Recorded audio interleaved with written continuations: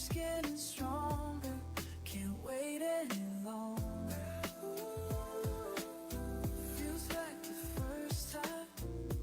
Always feels right, baby. Remember when we first met? Thought it couldn't get better than that. But here we are, years gone by, and my love just keeps coming back. Each moment deeper than before. Each day I love you more and more. Music's playing.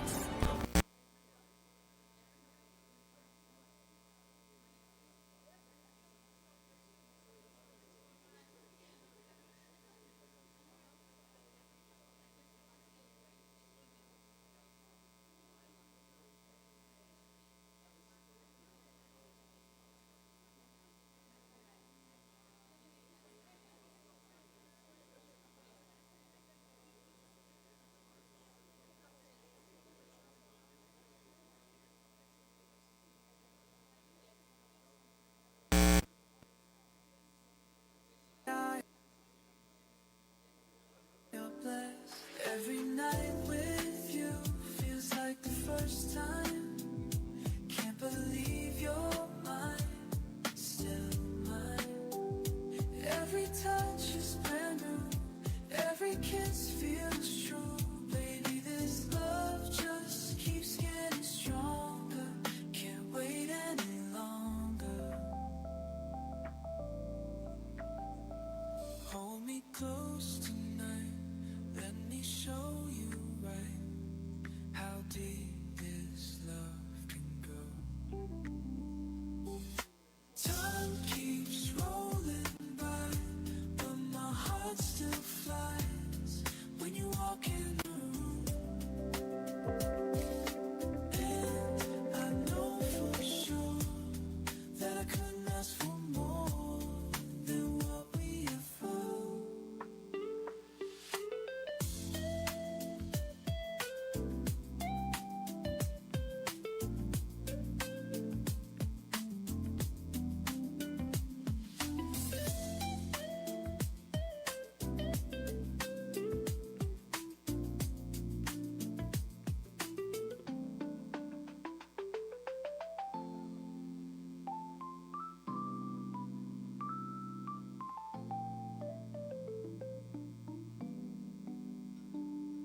Every night with you feels like the first time. Can't believe you're mine, still mine. Every touch is brand new, every kiss feels true. Baby, this love just keeps getting stronger, and I'm yours.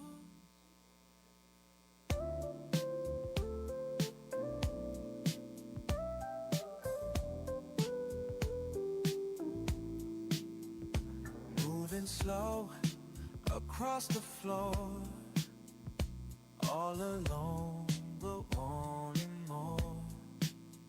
Something sweet inside my mind makes me move in perfect time. Through the night I dance with grace, feeling warm in this sweet space. Every move I make feels right, lost within this pure delight. When I close my eyes I feel it.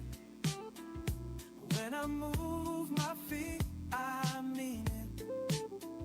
Something pulls me through the night, makes everything feel so right.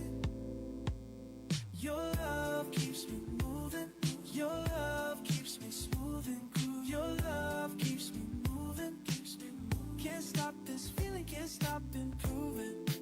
Moving, moving, ooh, just keep moving.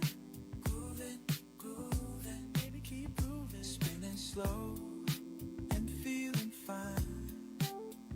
Heart is beating right on time. Sweet sensation, pure and true. Everything remains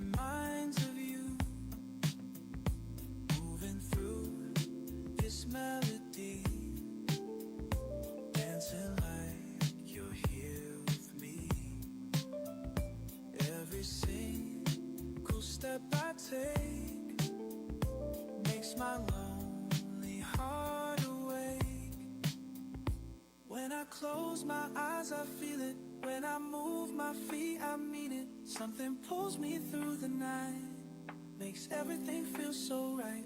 Moving closer to the feeling, round and round my mind is reeling. Can't resist the sweet sensation, pure and perfect motivation. Keep me dancing, keep me feeling, keep me floating, keep me feeling. Hello, good morning, everyone. Thank you for joining us today. So, we will be starting in 5 minutes. So, may I request everyone to please settle down?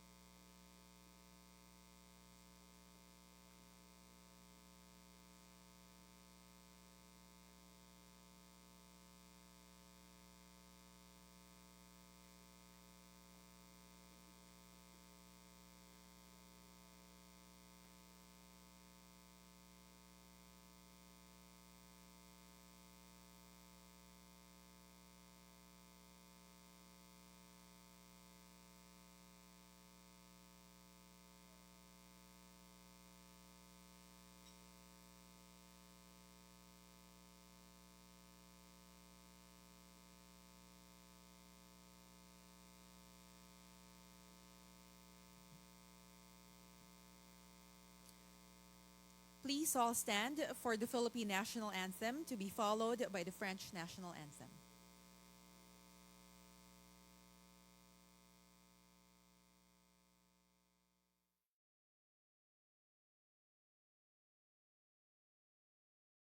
Mga kababayan, ang pambansang awit ng Pilipinas.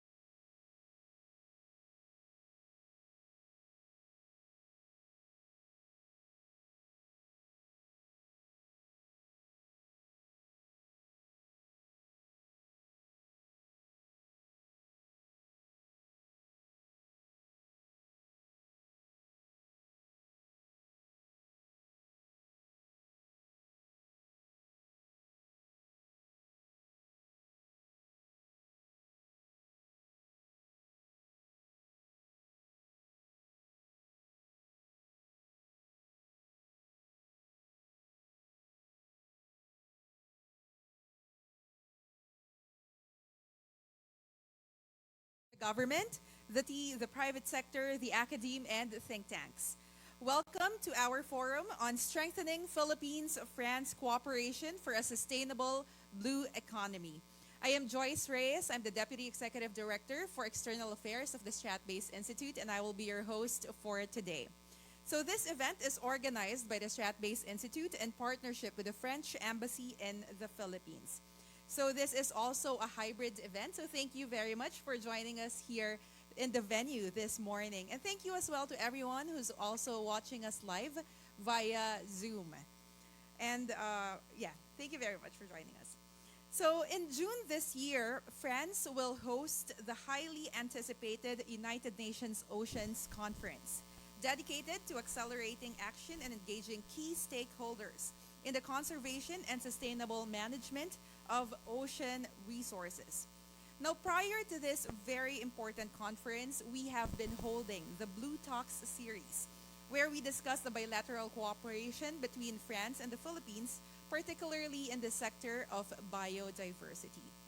And today, we are holding the third installment of the Blue Talks series. Government, the diplomatic community, the private sector, the academics of cooperation between France and the Philippines. For joining officers from the Maritime Security and Law Enforcement Command of the Department of Foreign Affairs. Geopolitical risk and opportunities as we entered the 2025. Of course, for Filipinos, we all know this as election year, the midterm of our president. Among this are evolving Indo-Pacific security landscape, the cost of living crisis that really affected majority of Filipinos, basic necessities, fragile global economy, and the need to sustain growth that generates jobs for the Filipino people. We can speak of geo-economic confrontation, energy security as it relates to the green transition, the ever-pressing climate crisis, all of which directly impact or involve our maritime domain that boasts of approximately 37,000 kilometers of coastline. As a nation with more sea than land, we must embrace the reality that our identity and development are linked to our waters. Recognizing this, our President Marcos Jr., has been at the forefront of reinforcing the Philippines' maritime identity and enacting policies to support the development of our blue economy. I remember during the signing or the ceremonial signing of the Philippines Maritime Zones Act and the Philippine Archipelagic Sea Lanes Act, President Marcos Jr. affirmed that our identity as a maritime nation is an intrinsic part of what makes us a Filipino. In his second State of the Nation address, he emphasized the need to develop the Philippine blue economy and certified Senate Bill 2450, or the proposed Blue Economy Act, as a priority legislation. And hopefully, before the 19th Congress ends, we get to see it as a law. Our institute, the Strat-Based Institute, supports this landmark legislation. We call for its immediate passage. The Philippines stands at a crucial juncture in harnessing the full potential of the blue economy. How we protect and sustainably develop our waters will be essential in ensuring that the lifeblood of our nation, our seas, continue to sustain livelihoods, support local industries, and economic growth. While the Blue Economy Act is a vital step, much more needs to be done. Addressing the challenges of overfishing, habitat destruction, climate change, and increasing threats in our waters requires a whole of society approach that integrates policies, strategic investments, and international cooperation. This brings us to the significance of this morning's discussion. Strengthening collaboration with like-minded nations is key to securing the maritime future and advancing sustainable blue economy initiatives. France, with its extensive experience in developing its blue economy, is a natural ally, a partner in this endeavor. I would like to end my thoughts, my remarks, by emphasizing when I wrote my regular weekly column at the Business World last Wednesday, the avenues for discussion and collaborations are as vast as the potential of our seas. We have now identified this growth area, bolstered by pronouncement from the executive and initiatives from the legislative. Now we are emboldened by the show of cooperation and partnership by an established blue nation in France, and driven by a desire to maximize the benefits of our resources and channel them to the ultimate good of the Filipino people. Indeed, let's make our blue economy work, because this is who we are as a Filipino nation. Again, good morning, and thank you so much for joining us. Your love keeps me moving. Your love. Thank you very much, Professor Manhit, for that very insightful opening remarks. Now to deliver a special message. It is an honor to have with us today the Ambassador of the Embassy of France to the Philippines. Ladies and gentlemen, let us all welcome Her Excellency Marie Fontanelle.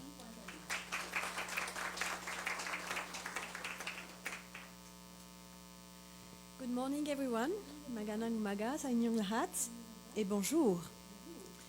I will not name every one of you, of course, but let me greet and thank Professor Dindo Manit, who just spoke before me, for helping us organizing this event. And let me also greet Undersecretary de la Peña for your presence today, meaning a lot to us, knowing that we also welcome, and let me end by greeting my dear colleague from Paris, Directeur Général des Affaires Maritimes, de l'Aquaculture et de la Pêche, for coming and joining this discussion on our partnership. But above all, dear friends, friends of the ocean today, it's a real honor for me to welcome you today for this third edition of the Blue Talks, a series of 5 conferences that we started last October as part of the Blue Nations Initiative, France and the Philippines Partners for the Oceans, that we launched last June 2024 to work jointly with the Philippines, our authorities and civil society to prepare for the third United Nations Conference on the Oceans, which will be held in Nice in June 25, and so to strengthen our bilateral cooperation in the maritime field.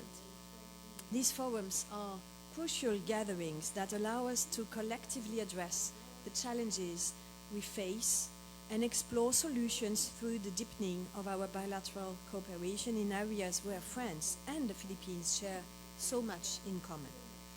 I would like to thank once again all of you for participating to the discussion and encourage you to take an active part in today's event.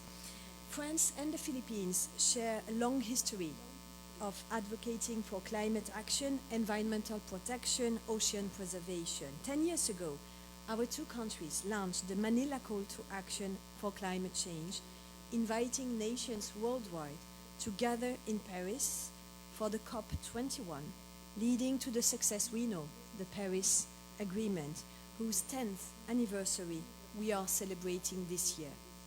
And I had the pleasure of welcoming Senator Legarda, whom I hope we will listen to in a minute through the video message, to the French residence on February 26th, which is the exact 10th day of the 10th anniversary of the Manila Call to Action, to commemorate those two anniversaries. As maritime nations, the blue economy is a key domain for both France and the Philippines. We of course depend on marine resources, not only for economic prosperity, but also for food security and more broadly for our resilience towards climate change. Our two nations share already a deep-rooted maritime tradition, and we already cooperate extensively. Let me name a few of our joint actions here. The French Development Agency works already with the DNR, the Department of Environment and Natural Resources. We also have broad technical cooperation initiative with the Maritime Industry Authority, the Marina. They could not join today because they have a strong event in Davao, but I know they wish they could have joined. The French Embassy also supports 10 projects led by civil society organizations through the Youth and Oceans Fund. But there is still much to be done, to be shared, and to be built together. As an archipelagic country whose territory is composed, as we saw, of 88% of sea and only 12% of land, the blue economy plays a central role in the development of the Philippines. 36,000 or even 37, I saw on your map, Dindo, of coastline. The Philippines ranks 6th in the world in terms of coastline land.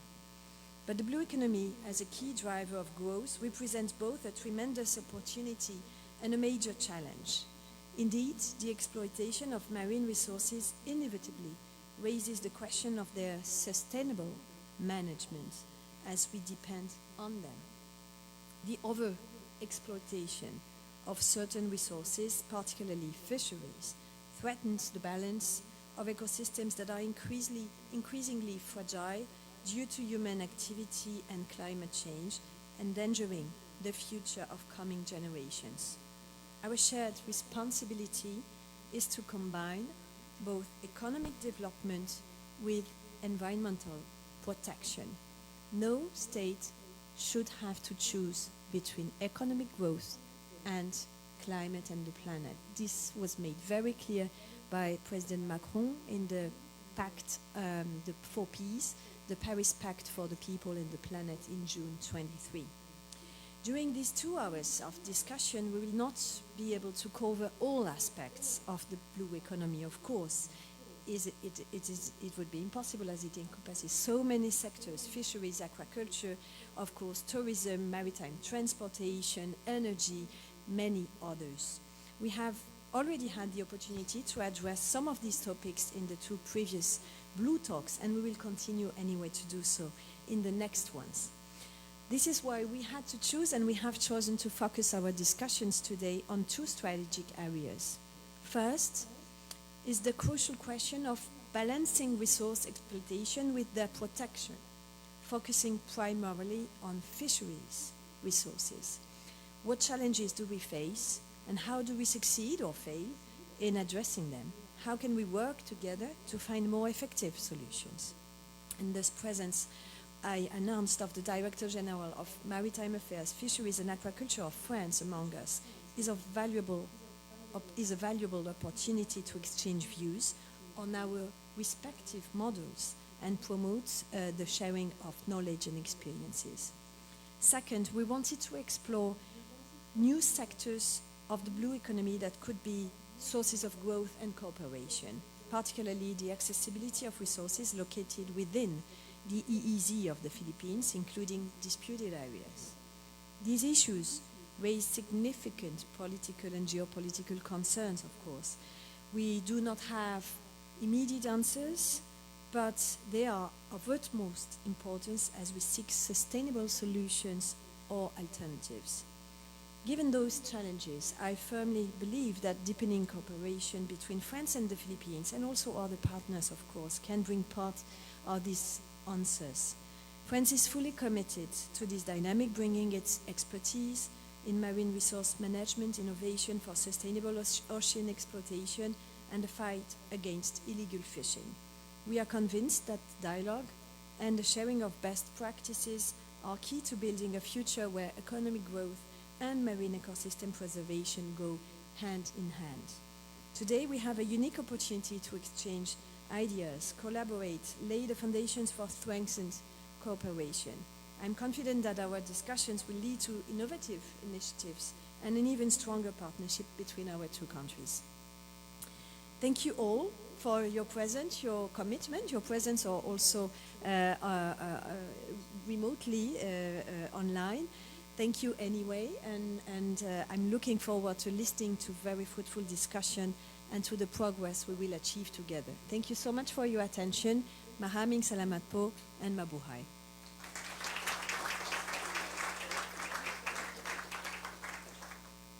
Thank you very much, Ambassador. Indeed, there is a lot to discuss when it comes to Blue Nations, Blue Economy. This is already our third installment, and yet it feels like we do not run out of things really to talk about.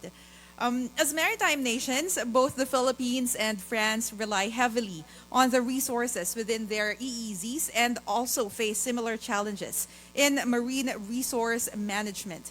Strengthening bilateral cooperation and facilitating knowledge exchange are essential in fostering sustainable solutions. With its extensive expertise in marine conservation, France is well positioned to support advancements in the Philippines' blue economy agenda. And to tell us more about this, we have an important keynote message from the Director General for Maritime Affairs, Fisheries and Aquaculture of the Government of France. Ladies and gentlemen, let us all welcome Mr. Eric Banel.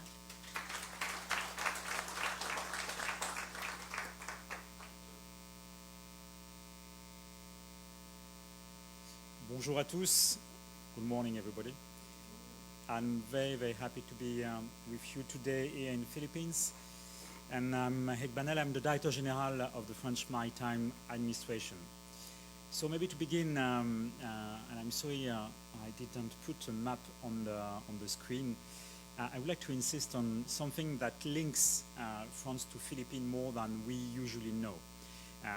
It's a figure and a reality. The first figure is 11 million square kilometers. That means that the French EEZ, the French Economic Zone, so the French maritime domain, is the second largest in the world. And if it's the second largest in the world, it's because we have outsea territories on each ocean.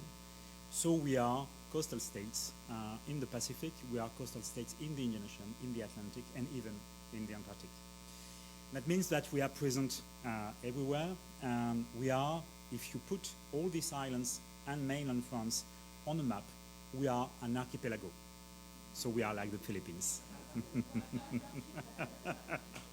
And actually, I like to say that, I like to say it also in France. We call this the French Maritime Archipelago. And I really liked what the president of the Strait-Based Institute said. Saying this is also a matter of conviction towards our citizens. Because you may be an island, you may be a French archipelago, you may be a maritime nation. It's always work on conviction to explain this to our fellow citizens, because usually our fellow citizens are turned towards the land and not towards the sea. So having a maritime policy is also a matter of conviction. And that means a lot of work, a lot of energy to explain what we can do out of blue economy and what we can do with our oceans and to develop also jobs and growth for our fellow citizens.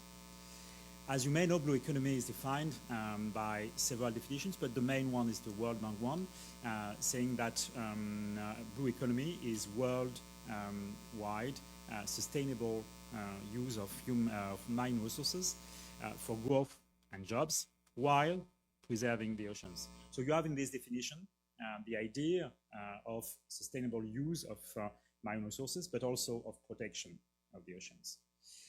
In France, we have a long maritime history, but we tended to forget at one point this maritime history. And we rediscovered it in the year 2009 through a very big exercise called the Grenelle de la Mer, a very large consultation of all the actors, both NGOs, social networks, but also, of course, economic players and administrations and scientists. And this very large consultation led to two laws, one of the governance and one of blue economy, and the one on blue economy have been being adopted in 2016. In these fields, we developed a new governance in charge of the sea to be very transversal and integrated. And we created a full ministry in charge of the sea, in charge of maritime policy. And of course, behind the ministry, we had to dispose of a unique maritime administration. This was the creation of Marine Director General. Having said that, that means that you cannot treat fisheries and aquaculture, protection, marine environment, shippings, ports, separately. You have to do it in one single entity, in one single policy. And that was really the aim of it. So one administration, one ministry, and one policy in a strategy we call the National Strategy for the Sea, the Stratégie nationale de la mer et du littoral, and the littoral. And this strategy had been first adopted in 2015, and we adopted actually last year in June. It's a 6-year strategy. And why a 6-year strategy? Because we try to develop a long-standing, long-term vision, but we need also to renew it very frequently. And it appeared to us that 6 years was a good term to update the strategy each time it's possible. This national strategy is declined in 2 ways. The first is what we call the roadmaps in the big sectors we have identified, like, for example, decarbonization of shippings and ports. We've got a roadmap for nautism and leisure activities. We've got a roadmap also for fisheries and aquaculture. So that's the sectorial aspect. And it's also declined on the territorial aspect in what we call marine spatial planning. So marine spatial planning is the idea that on the same space we may have different activities.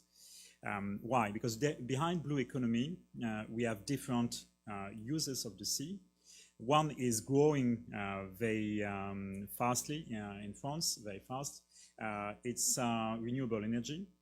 And so we need to organize the use of the same space between fishermen, between shipping, between ports, between leisure activities, and of course renewable energy with wind farms, the first big step of it.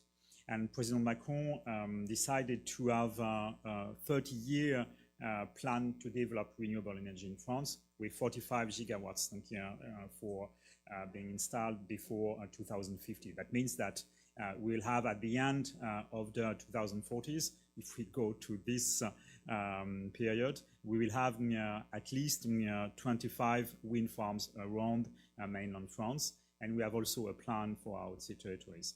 So yeah, marine spatial planning at the territorial level is very important because of course the fishermen are not so happy with the fact that there are wind farms everywhere, and we need also space for other activities. So yeah, this territorial aspect is also growing and very important also as governance. Governance is also a matter of consultation. So we created at the national level a National Maritime Council.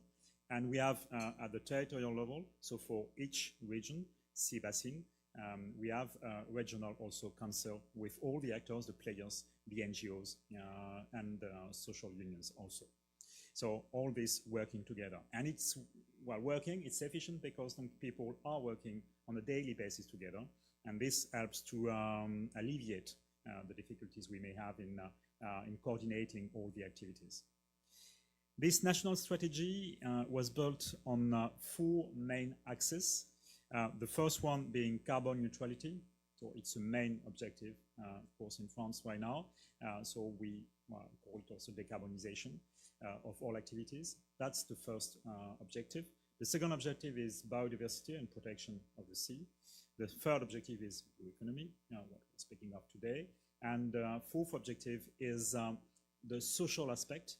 That means skills, training, and well-being also, of course, of seafarers and other activities at sea. That's also a main objective of the policy we pursue. So this policy is very strong now because we've got some very great momentum in France around these maritime aspects. First, President Macron has decided to make this year, 2025, as the year of the sea. So we've got the Year of the Sea, and it's a wonderful opportunity to speak about all these aspects and to bring new policy in maritime domain. It's also the year of the UNOC, so the International Year of our maritime policies, and we will gather, and I hope that the Philippines will be there in number.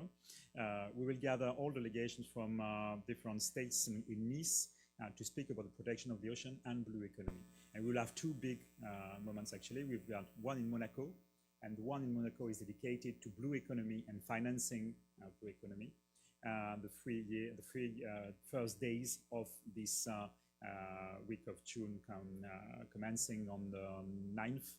And then we'll be all in Nice for the diplomatic conference itself and what we call also the green zones. That means that all the actors, the stakeholders and the NGOs will be there. So these two moments are important, and you see that we didn't want to be only a moment to speak about preservation and protection, and we wanted also to put forward blue economy and all the opportunities it may create. And again, blue economy, it's important because we know that in most countries around the world, especially in islands, we've got issues in shipping and ports. I was in Singapore for 4 days at the beginning of this week, so we spoke about all the opportunities linked with shipping and ports, and they are numerous, and shipping is growing very fast right now. So it's very growing activity.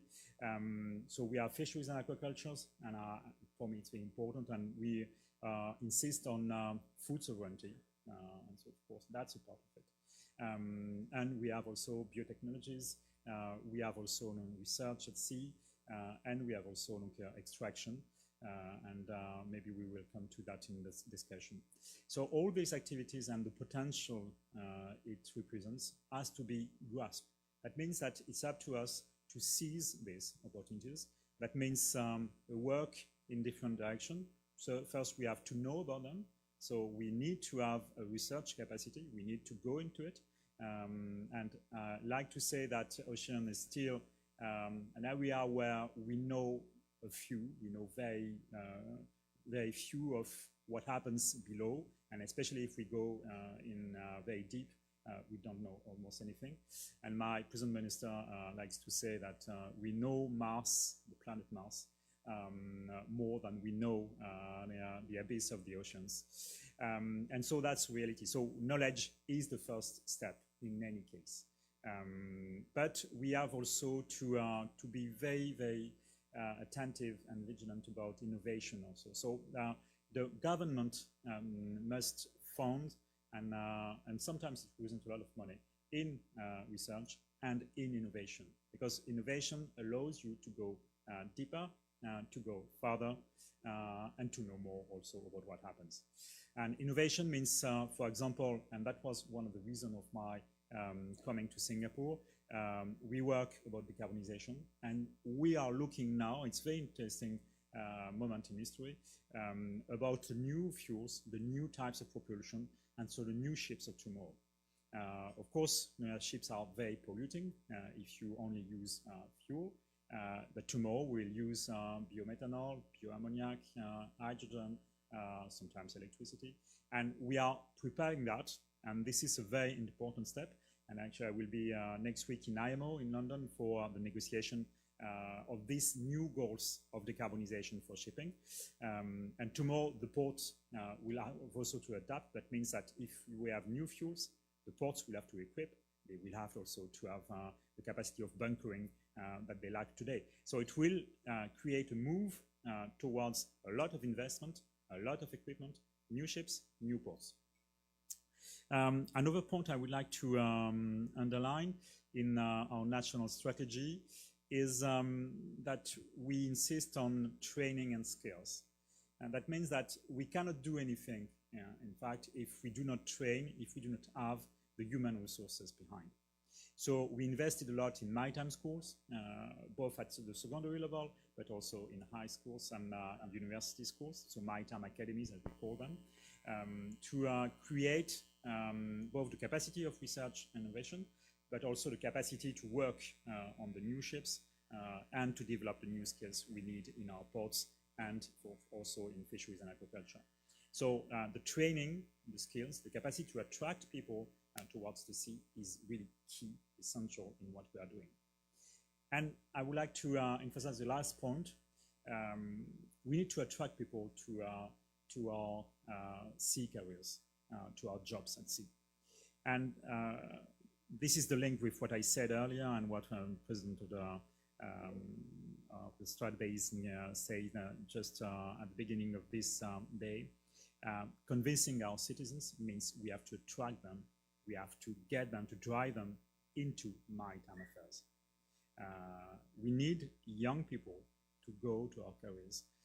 So a large part of my team also does the job to, I will say, we have a word in French, we created for that, is we want to maritimize the spirits. We want to maritimize the people, or maritimise.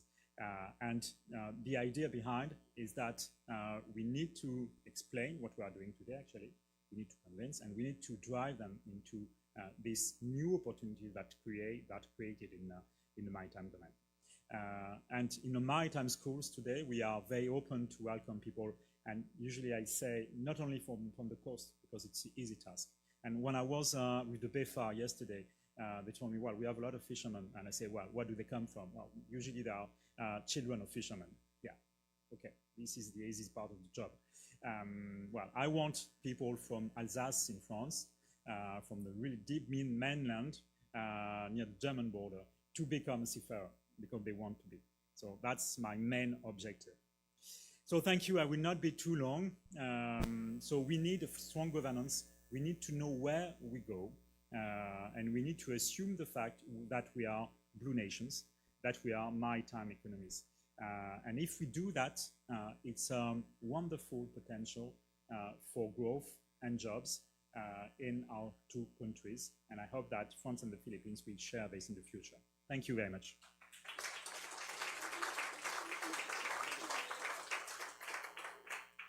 All right. Thank you very much, Mr. Eric Banel.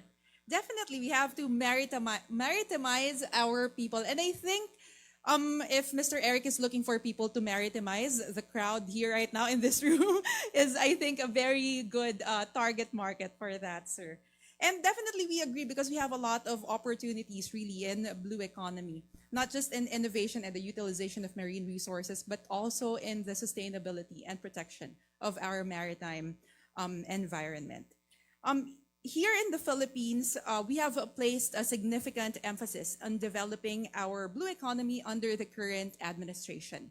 A key policy initiative in this effort is Senate Bill 2450, or the proposed Blue Economy Act, which is considered a priority legislation aimed at establishing blue economy as a framework for sustainable and safe use and development of marine wealth as a pillar of national economy. We were supposed to have with us today the principal author and sponsor of Senate Bill 2450. She is Senator Lauren Legarda. However, I'm not sure if everyone knows, but today is the start of the local campaign period in the Philippines. We will be having our midterm elections, national elections this May. And unfortunately, she won't be able to join us today because we were informed that she needs to join the kickoff of the campaign of her son, Lian Leviste, who is running for representative of the 1st District of Batangas. And she'll also fly to Antique, another island here in the Philippines, I think later this afternoon, to also join the kickoff of the campaign of her brother, Antonio Legarda Jr., who is also running as representative of the Lone District of Antique. So, but she did prepare a speech for us, which I will be reading. And I think she also prepared the presentation. If we can have that presentation, please, to go. All right. And then I will be reading her. I think she also tried to record, to do a recording of the message, but it's been a very busy week in Philippine politics. So allow me to just read her message for us. Her Excellency, Ambassador Marie Fontanelle, Professor Dindo Manhit, the Stratbase Institute, esteemed guests and fellow advocates, good morning. I am honored to take part in this timely dialogue on strengthening Philippines-France cooperation for a sustainable blue economy. With the UN Ocean Conference in June 2025 fast approaching, our two nations stand at a critical juncture to further strengthen our long-standing maritime commitments and reimagine the ocean as a pillar of inclusive, climate-resilient development. Blue economy matters. It is the lifeblood of coastal communities, a driver of growth, and a safeguard for our ocean's future. It is our pathway to shared prosperity and planetary well-being. The Philippines, an archipelagic nation of 7,641 islands at the heart of the Coral Triangle, commands 2.2 million square kilometers maritime domain and 36,289 kilometers of coastline. From 2018 to 2022, our ocean economy contributed 787 billion pesos annually, or 4.05% of GDP, gross domestic product, and sustained over 2.2 million jobs. Using a blue economy lens, we seek to harness our marine assets not only for national development, but also for deeper international cooperation. With our strategic location, ecological richness, and growing ocean industries, the Philippines offers meaningful opportunities for partnership, particularly with France, whose maritime priorities align closely with ours. In the lead up to UNOC 2025, we have worked closely with the French Embassy through initiatives like the Blue Nations Initiative, launched on June 5, 2024, and the 100 Days of the Ocean mobilization campaign, launched just last month. These efforts underscored our shared commitment to marine protection and inclusive ocean action. We welcome continued joint action in marine biodiversity research, climate resilient aquaculture, sustainable fisheries management, blue carbon initiatives, and the expansion of marine protected areas. These efforts form part of our contributions towards fulfilling our commitments, the 30 by 30 goal, an ambitious global target to protect 30% of the world's land and water by 2030. Championed by the High Ambition Coalition for People and Nature, co-chaired by Costa Rica, France, and the United Kingdom. As we look ahead to UNOC 2025 and beyond, let us seize this momentum, not only to sustain what we have begun, but to elevate our cooperation to new depths of innovation, equity, and environmental stewardship. Let us move together from discussion to innovation, from vision to impactful implementation. And through strong Philippines-France cooperation, we can build a truly inclusive and regenerative blue economy. Merci beaucoup, maraming salamat. Isang lunti ang Pilipinas para sa ating lahat. That was the speech prepared by Senator Lauren Legarda. Thank you very much, Senator, for that speech. And to talk more or to discuss further the blue economy, we have a very special panel discussion about the sustainable utilization and protection of marine resources. We have a panel of experts this morning who will discuss best practices, sustainable solutions, and opportunities for bilateral collaboration to address common challenges, such as what was mentioned earlier, illegal, unreported, and unregulated fishing. So without further ado, allow me to call on our first speaker for this panel, who will talk about mobilizing the Ocean Environment Task Force. He is the Department of Environment and Natural Resources Undersecretary for Organizational Transformation and Human Resources. He is also the Vice Chairperson of the Task Force on Ocean Environment.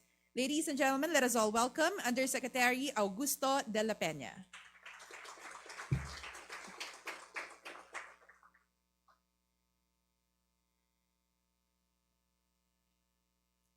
Thank you very much.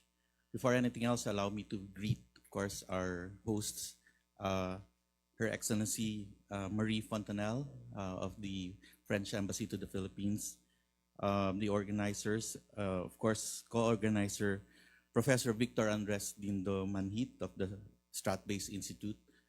Of course, allow me to greet the Director General of the Maritime Affairs, Mr. Eric Banel, fellow stakeholders in the blue economy from the diplomatic corps, from government agencies of the Philippines, non-government agencies, the academe. Isang magandang umaga. Before anything else, I would like to thank the organizers of this very noteworthy event, the Embassy of France in the Philippines and the Strat-Based Institute. It is that it is thus an honor to present the work of the Ocean Environments Task Force and the Department of Environment and Natural Resources in its quest to craft a comprehensive framework for national ocean environments policy for our country. To truly appreciate our ocean environment, we must first recognize that the Philippines is a maritime and archipelagic nation with 88% of its sovereignty and sovereign rights over water. Our marine environment spans over 2.2 million square kilometers, shaping our biodiversity, culture, and economy. This makes its sustainable management a national priority. With this vast marine territory comes immense biodiversity. The Philippines is one of only 17 megadiverse countries in the world, situated at the heart of the Coral Triangle, home to the richest marine biodiversity on the planet. Our mangrove forests, seagrass beds, and coral reefs are not just ecosystems, they are lifelines that support fisheries and sustain coastal communities. Incidentally, the Calayan Island Group in the West Philippine Sea serves as a critical source of coral and fish larvae, supporting biodiversity and fishery productivity for the entire South China Sea. Unfortunately, our coastal and marine environments face severe threats. Habitat destruction, overfishing, marine pollution, and climate change continue to put our marine ecosystems at risk. Coral bleaching, plastic waste, and rising sea levels demand immediate and collective action to ensure the future of our marine resources. To effectively protect our oceans, we must understand their true value. Coastal and marine ecosystems provide vital services such as fisheries, tourism, and coastal protection. Comprehensive economic and ecological assessments will help us prioritize conservation efforts, ensuring the sustainable use of our marine resources. These ecosystems are also the backbone of our blue economy. As was pointed out by the presentation of Senator Lauren de Garda, at least 2 million Filipinos directly depend on the ocean for their livelihood, with an even bigger number benefiting in less direct ways. In 2021, ocean-based activities contributed over $350 million to the national economy. Recognizing this economic significance, the Philippines is currently working on a national framework and legislation for the blue economy to address this gap. A key area in marine conservation is the protection of our mangrove forests, which play a crucial role in coastal protection and carbon sequestration. The 2023 National Mangrove Map, developed using satellite data and citizen science, represents a major advancement in conservation planning and restoration efforts. Following this initiative, efforts are already underway to map seagrass and coral ecosystems, further advancing our goal of comprehensive coastal and marine ecosystem mapping. While the economy has made great strides in its national conservation efforts, we must also recognize our commitments to international environmental agreements.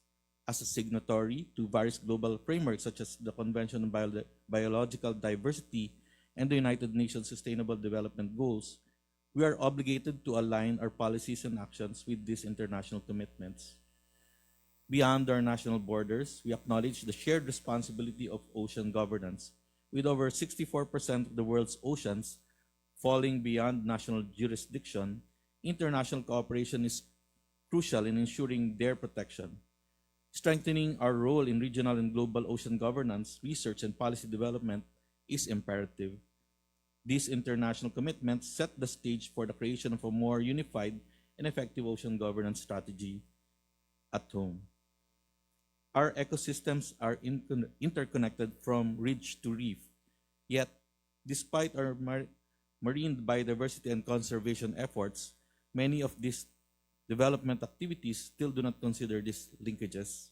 A comprehensive science-based ocean environment policy framework is intended to bridge these gaps. Thus, the Ocean Environments Task Force of the DNR is envisioned to lead the effort in strengthening ocean governance, aligning national policies with international commitments, and integrating scientific data into policy development. Our goal is to drive organizational transformation within the department for a more effective ocean conservation. To achieve this vision, we have established the roadmap for the full organization of this task force by second quarter of this year. And by second quarter of 2026, we aim to finalize and implement the National Ocean Environments Policy, ensuring long-term sustainability and governance of our marine resources. For the information of everyone in the room, the department as of now is mainly focused on terrestrial, having several bureaus like the Forest Management Bureau, the Mines and Geosciences Bureau, and Land Management Bureau are all focused on the terrestrial.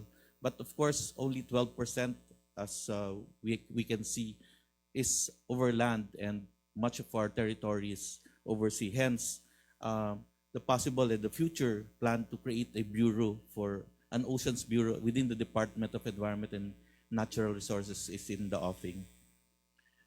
Thus, achieving this vision requires collective multi-stakeholder effort.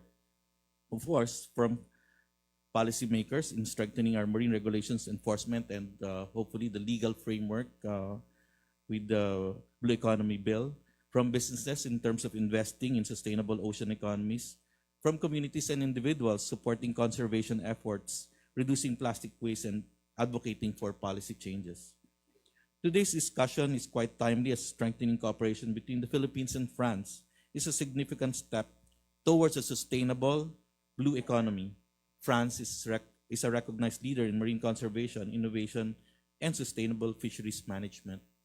As part of this cooperation, we envision joint initiatives on marine biodiversity protection, climate resilience in coastal communities, and technological innovations to reduce plastic pollution and illegal fishing. Through these, we can build a more sustainable and resilient blue economy that benefits both our nations and the broader global community. Our oceans are our lifeline. Protecting them is not just an environmental necessity, it is an economic, social, and existential imperative. I invite you to join us through research, policy support, and capacity building or community engagement. Together, we can secure a sustainable future for the world's oceans. Thank you very much, and good morning to all. Thank you very much, Yusek Augusto de la Peña.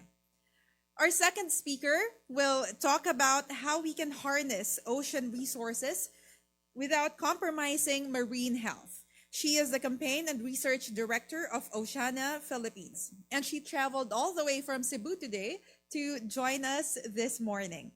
So let us all welcome Ms. Rhea Frossard. Let's give a round of applause.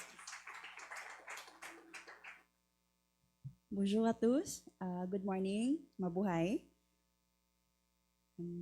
My presentation. Okay. Thank you to the Embassy of France in the Philippines, Her Excellency, and of course our distinguished guests and esteemed colleagues this morning. I'm very thankful and we're happy in Oceana to be part of this discussion, timely discussion on blue economy.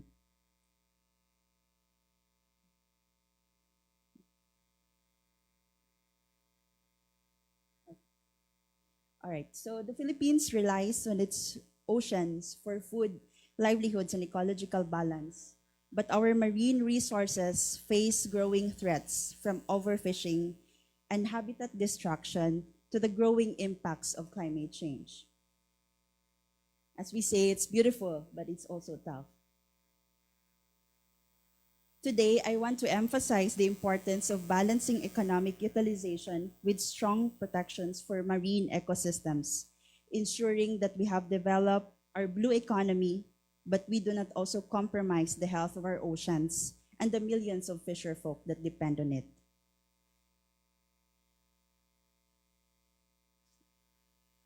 Fish is a nutrient powerhouse and a key livelihood source. Yet food security, especially among the coastal communities, remains a challenge, especially in coastal areas, resulting to high levels of malnutrition. In the Philippines, we rank #1 of World Risk Index as the most vulnerable country in the world for 16 consecutive years due to extreme weather conditions, rising sea temperatures, ocean acidification, and extreme weather events are already altering fish migration patterns, damaging our coral reefs, and threatening coastal livelihoods. In a photo, Bibito, a fisherman, had to save what is left in his boat after Typhoon Julina hit Biliran.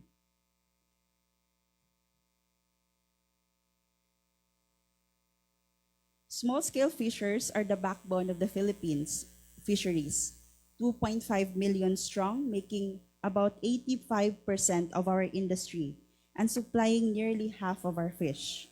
More than just fishers, they are stewards of our waters and food security. Yet they face problems of declining fish stocks, post-harvest fish losses, and destructive reclamation, making them most vulnerable. Recently, they're also fighting a case before the Supreme Court that threatens their right before the municipal waters, that's 0 to 15 kilometers, with preferential rights for small-scale fishers that are threatened to be open for commercial fishing. And we hope that the Supreme Court will rule before in their favor. A strong blue economy needs effective, science-based, and transparent fisheries management. Oceana, with government agencies like the Department of Agriculture and Bureau of Fisheries and Aquatic Resources, helped establish 12 delineated fisheries management areas and pass key policies to protect sardines, which is our main source of protein nationwide. The Philippines, in the Fisheries Code as well, it's mandated to have strong transparency, including the full and effective implementation of the vessel monitoring measures to deter illegal fishing and protect coastal communities. In 2018, Oceana, together with the League of Municipalities of the Philippines, launched Karagatan Patrol. It's an online public platform using night light detections to report apparent illegal commercial fishing in our municipal waters. And I remember during 2018, when we launched this campaign, we saw the red lights going near the shore, but as we go along the line for 2019-2020, they're moving far, going to the exclusive economic zone. So they know that they're being watched, and that's how we saw the importance of transparency. And we really hope that the vessel monitoring measures will be 100% implemented in the Philippines.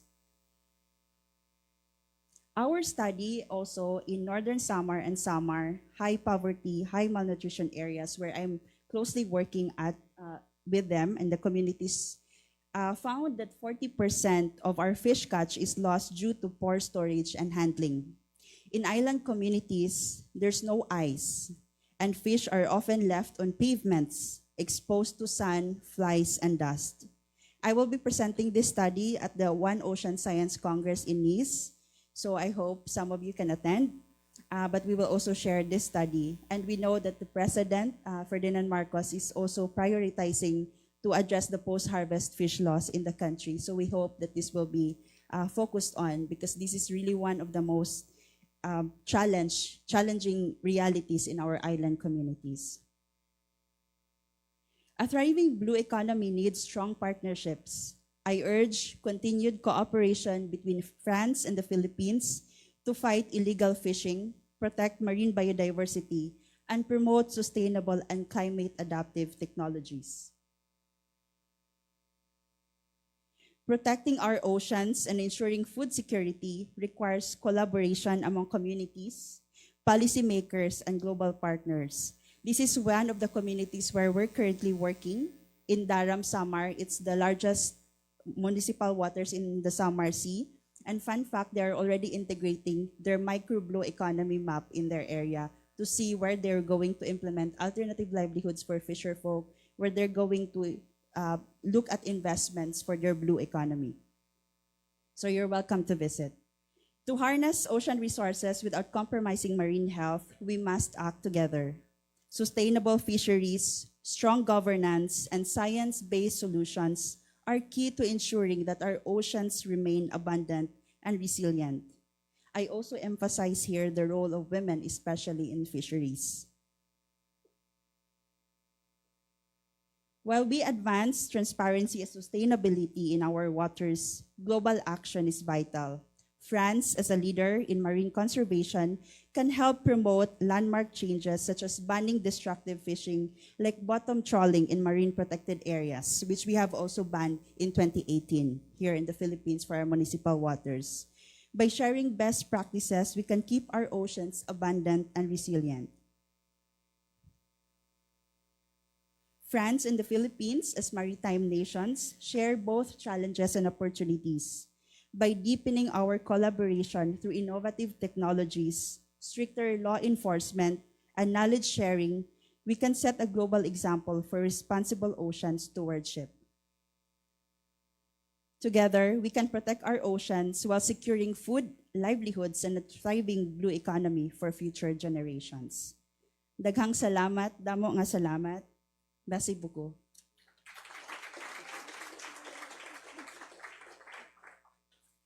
Thank you very much, Ms. Rhea Frossard. All right, our next speaker will talk about the sustainable management of Philippine fisheries. He is the project technical consultant of the Food and Agriculture Organization of the United Nations. Ladies and gentlemen, let us all welcome Dr. Len Garces.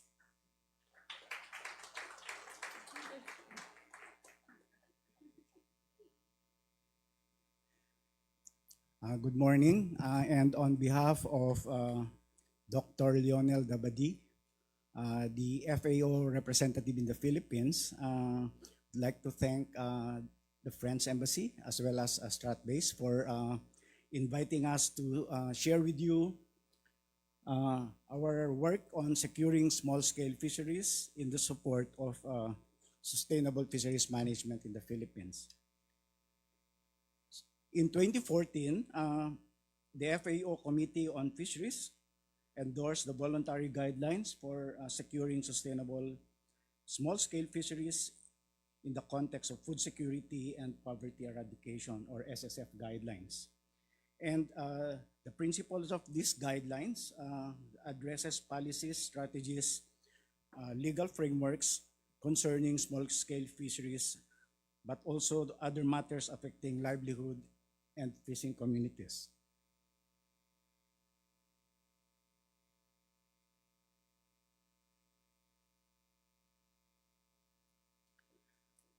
Small-scale fisheries account for at least 40% of the global catch from capture fisheries and provide employment across the fisheries value chain. The industry also supports 110 million people directly, and along with their household, it benefits 500 million people globally. In the context of the Philippines, I think my colleague already mentioned that there are 250 million small-scale fishers, and these municipal fishers account for 26.6% of the annual total fisheries production, or 1.13 million metric tons.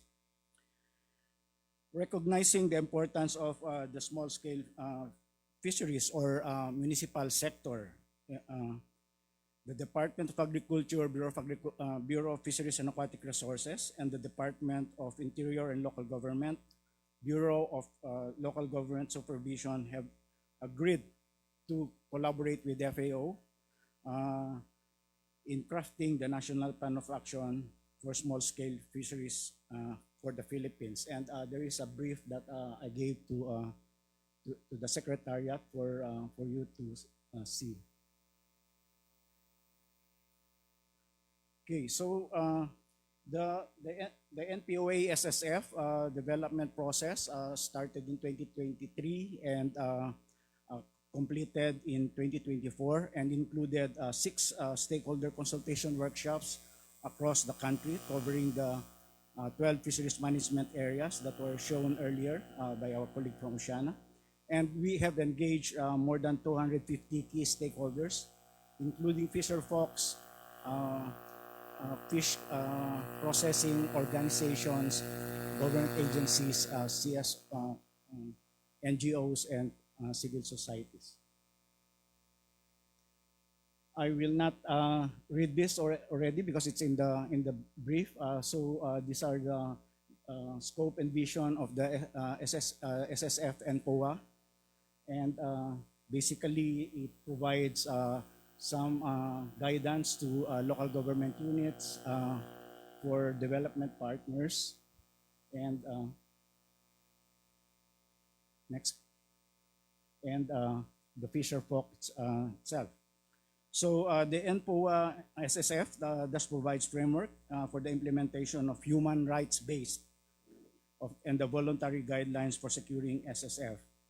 Consistent with the guidelines, priority areas of the NPOA includes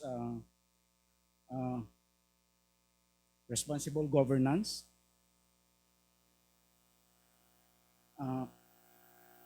governance of tenure, sustainable resource management and policy coherence, social development, employment and decent work, value chain, post-harvest and trade, gender equality, and disaster risk and climate change. So FAO firmly believe that the development of the National Plan of Action for Small-Scale Fisheries in the Philippines is a concrete indication of the Philippine government desire to prioritize this sector and ensure availability of resources to address multiple challenges that is facing. The act of crafting the NPOA SSF indicates recognition and acknowledgement of the importance not only of fish and fisheries but also the fishers themselves, because the SSF guidelines is a rights-based approach. Hence, the crafted NPOA SSF for Philippines is a step towards advancing SSF guidelines implementation, not only in the Philippines but also in the Asia Pacific region, because the NPOA SSF is the first in Asia. The other SSF guidelines are being developed in Africa.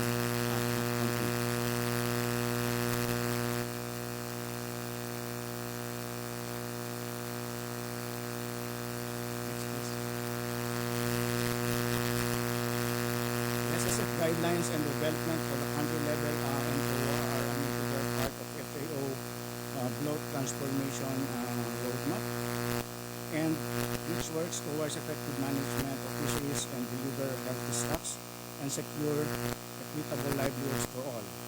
All these are also in support of the UN Agenda for Sustainable Development, as well as the recently adopted Act for Future, which also aims to accelerate the achievement of the SDGs with specific actions dedicated to ending hunger and eliminating poverty.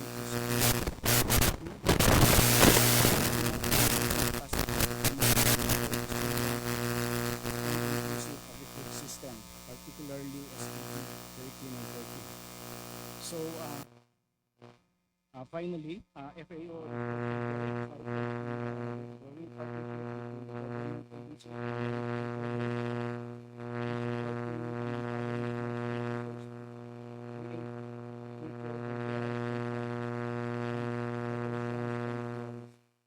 so we look forward to eventual implementation of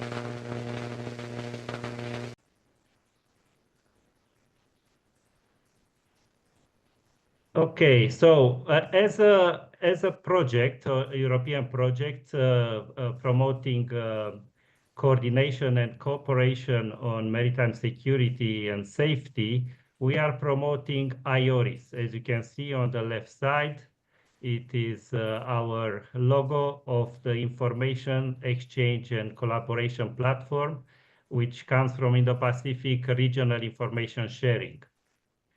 And I'm going to tell you what is IORIS about. Why have we been invited to talk on this specific event? Is because we are of a firm belief. We have the firm belief that everything that happens with regard to maritime security and safety is improvement or is degradation directly impact marine resources, the protection of them, and the blue economy as a whole. And I hope you all agree with me on this. Why we are promoting collaboration and communication on the maritime domain? It is because all the maritime challenges that you can see a little bit of them depicted on the screen, they are so diverse and complex this time. It is only through collaboration between agencies at national and regional level that we can identify and mitigate these maritime challenges. These challenges nowadays, they grow across borders and they go well beyond each agency responsibility and jurisdiction. That's why collaboration is important.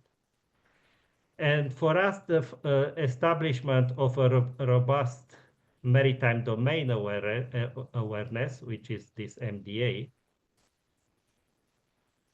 this capability requires an enhanced information sharing and collaboration, as I said, both domestically and internationally.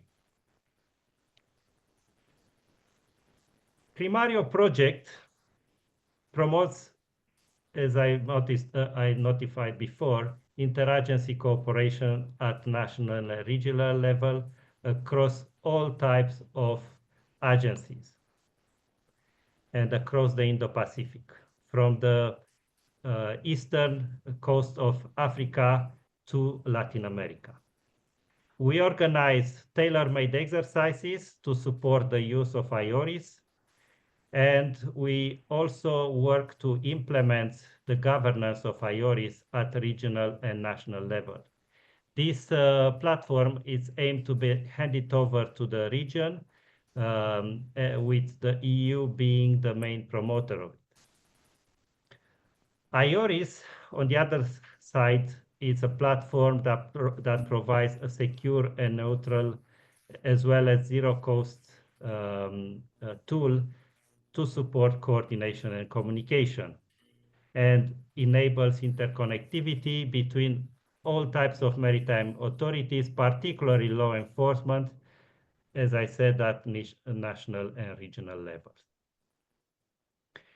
This is just a snapshot of where are we and what we are covering around the Indo-Pacific region, as we can see from the eastern side of Africa, going through Indian Ocean, Southeast Asia, Pacific, and we are also working with Latin America. This coverage that we managed to achieve in 10 years of work shows the, in my view, the benefit that this platform can bring and the added value that every authorities that we work with acknowledge. We have a steering committee of all the participants, all the users, agencies, which is aimed to take over the governance of IORIS in the years to come. And this is a picture from last year in Colombo. Now going at Philippines level, as I said, Philippines is the pioneer in the Southeast Asia. We are very proud to have Philippines as the flag and most exemplary country in the Southeast Asia with regards to willingness to achieve interagency cooperation on addressing maritime security and safety aspects. And as you can see on the screen, we work mainly with the Coast Guard, National Maritime Center now, Maritime Industry, Bureau of Fisheries and Aquatic Resources, and the Navy, as well as with the other agencies that are stated here. Again, I am very proud to emphasize that Philippines is way beyond all the other countries in the region when it comes to the number of agencies willing to cooperate and collaborate in making the oceans and the resources a safer and a better place. Yes, as I said, we are conducting different trainings, workshops, seminars together with different agencies, as you can see on the screen. And now going back to our platform, as I said, IORIS is a platform that promotes maritime coordination and communication, particularly at operational level, across different domains, as you can see on the right screen, on the right side, at national level, but also at regional level. This is just a little bit of a snapshot of how the platform looks like. We have a map on the left side and the possibility to exchange messages and documents on the right side. Okay, then this green box on the top, I'm going just a little bit in details, is just to show that the platform functions a little bit like Viber or WhatsApp. It allows for forming different groups of agencies, of centers, depending on the matter they are coordinating on. And these groups, named community areas, they can be made at national level, they can be made based on geographical matters, on thematic and also operational matters. These are the ones that just an example of big groups. These are very big groups which are geographical. These are thematic groups, and you see different challenges that we envisage at sea, encounter every day at sea, from maritime terrorism through trafficking, disaster relief, and of course, IUU fishing. And this is how different groups can be formed based on the specific challenges at ad hoc level. So we can form groups. IORIS can support groups to be formed operationally, but also to be formed for regular information exchange. Yeah, IORIS can support the exchange of documents. As I said, it could have encrypted documents to be exchanged between authorities. And on the left side, you can see it's a little bit complicated, but it's an operation that has been conducted in the Philippines, and this supports our platform supports forming an operational picture of what is happening at sea. Okay, the possibility to see on the platform every user that is in the group, exactly like in Viber or in WhatsApp. Of course, this is very secure platform, but it provides transparency for the ones that are connected to it. As I said, IORIS is supporting information exchange on a regular basis between authorities, maritime authorities, as well as coordination on maritime incidents, which can be ad hoc task groups. This is a visual representation of what I just said. Business as usual, meaning information exchange between authorities on law enforcement at sea, and also forming task force for operational coordination on the right side. And I will conclude by emphasizing that our platform has clearly two categories of benefits. The one is operational and the other one is strategic as a category. At the operational one, I would emphasize the ability to efficiently support coordination and communication between agencies, to build up and to coordinate in a task force, and to create an overarching picture of what is happening at sea. On strategic side, which is very important, it supports interagency coordination, which is not a given, I can tell you, and I think everybody here in the room is aware that interagency coordination, it's a nice thing to have, but very difficult to achieve element. But again, as I said, here in the Philippines, we are amazed with the willingness of authorities to collaborate and their willingness to support each other.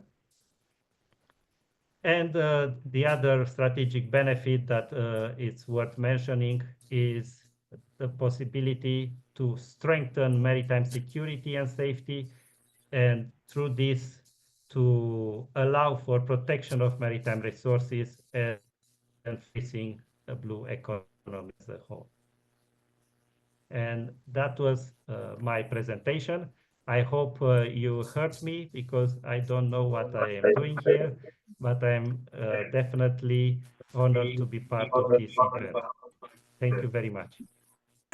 While we are trying to address our technical concern, maybe we can have a quick photo opportunity first before we proceed to our panel discussion. So may I call again our speakers on stage, well, in front, Yusek de la Peña, please, Ms. Rhea Foster, Mr. Alexander Chirik, and Dr. Lea Garces. And may we also invite in front Mr. Eric Manel and Ambassador Marie and Professor Lindo Manhil, please, for a quick photo opportunity first.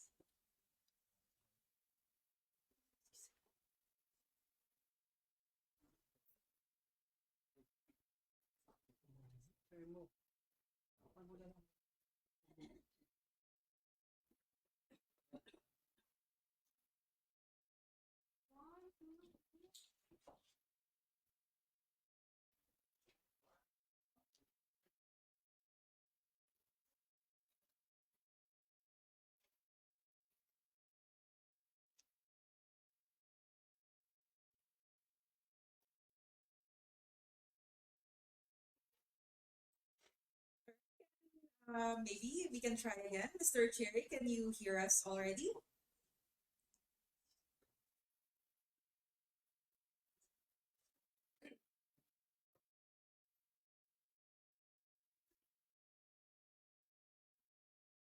Hello. Can you, I'll try again. Mr. Cherry, can you hear us?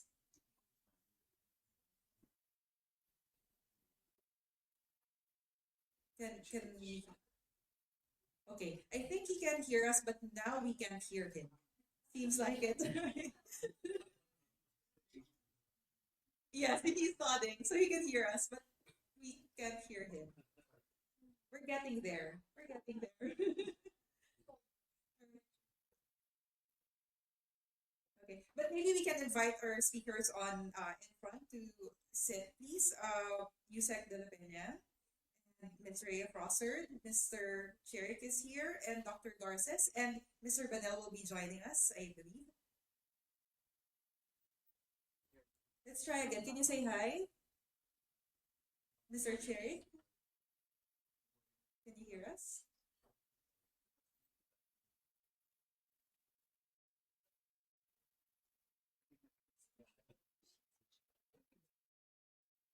Okay, okay. All right. I'll just adjust my volume so I can can look at this.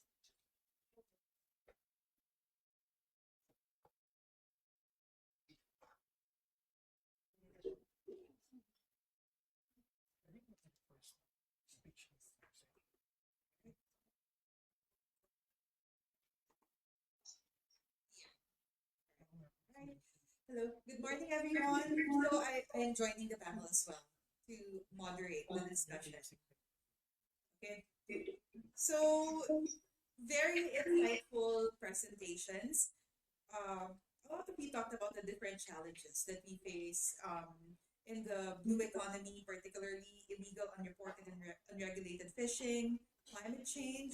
Uh, Ms. Rhea also talked about post-harvest fish loss. Since we're talking about cooperation between Philippines and France, how can collaboration between France and the Philippines help address these challenges that we are facing right now? I know some of you already touched on this, but maybe you can elaborate more on how cooperation between our two countries can effectively address these concerns. Maybe we can start with you, Sek. Yes, thank you very much. So, as I've mentioned in my presentation, a key gap would be in the for having a comprehensive policy framework for the blue economy. So, key to this would be the legislation and, of course, the implementing bodies. And this is where the Department of Environment and Natural Resources is embarking on establishing a national ocean environments task force, which is really a predecessor to putting up uh, a an ocean environment management bureau eventually, because establishing such an organization within the department also takes time and legislation. So we're dedicating a good part of our planning in the establishment of this bureau. But for the meantime, the secretary has already mentioned establishment of marine scientific research stations to take care and look at the various aspects of marine environment, which will have its own research agenda to look at the six biogeographic regions of the country. Um, Looking at where cooperation will what areas of cooperation, knowledge exchange has been mentioned. A great also part of our gap would be maritime domain awareness. So knowing, even knowing what's in there in the first place. So these are the areas we're looking at where cooperation with France would be most beneficial to both countries.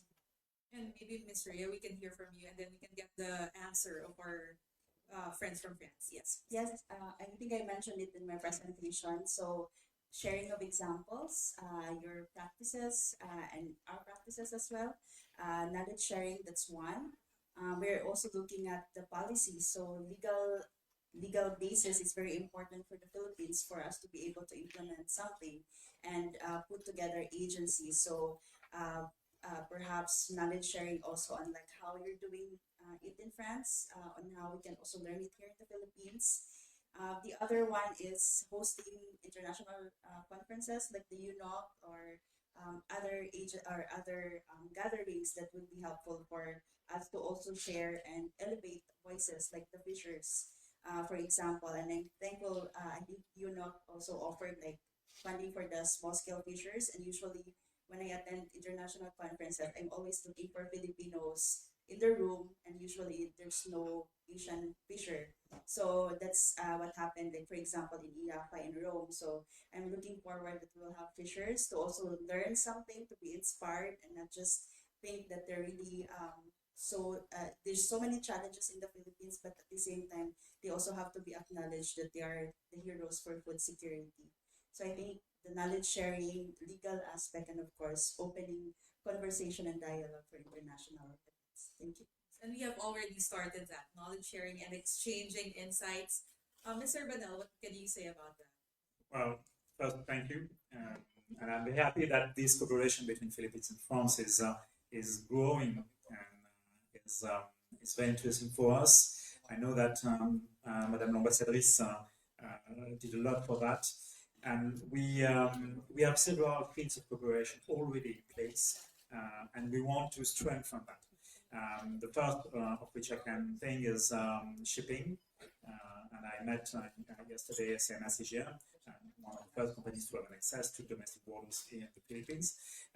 But we had also very interesting meetings with OCEA, a shipyard. So, ports, shipping, shipyards. That's an area of cooperation. Marine research is also very important. Because we need, as I said earlier, we need this knowledge. I guess we have a lot still to learn on what happens at sea. So yeah, that's clearly a field in which we can do a lot. We've got, as you may know, a research institute specialized in oceanography and marine matters called IFREMER in France. And it's really our strong arm to improve our knowledge of the sea. And we invest a lot actually right now on these issues. So yes, we are really willing to do it. And another actually field of cooperation is linked also with fishery policies. We met with the PECA yesterday, as I said, and we really want to strengthen our action, especially in the field of IUU fishing. It will be a main aspect of UNOC in June. We will gather all RFMOs. For those who don't know what is an RFMO, it's a regional body in charge of the management of marine resources. We've got several of them, and France and the Philippines are members of some in the Pacific and in the Indian Ocean. And so we want to do as much as we can to put IUU fishing as a strong issue, as a main issue in these regional bodies. And we all know which kind of pledge, which kind of economic loss IUU fishing may represent for our economies, and especially for small-scale fisheries. So this is a main issue we want to put forward, and the President Macron actually wants really to emphasize our action on this. So if for those who will be in Nice in June, this will be a main point of cooperation, and I would really like to strengthen the fact that if the Philippine authorities are present, we wish also for them to take an intervention, to take the lead in this action with us. So we will arrange for a speech in Monaco or in this issue for them. Last point maybe of cooperation, I met Admiral Gavin from the Coast Guard yesterday. Law enforcement is also important for both of our countries. That means training of sprinters. That means also units. That means surveillance at sea. Since we've got the second EEZ, as I said, in the world, we've got a very high challenge of, and you are an archipelago, so you also know that we've got a very big challenge with having this surveillance in place through satellite devices, because we need to know what happens in our seas. I usually say it's very good to have units. They may be very big, they may be very efficient, they may be beautiful.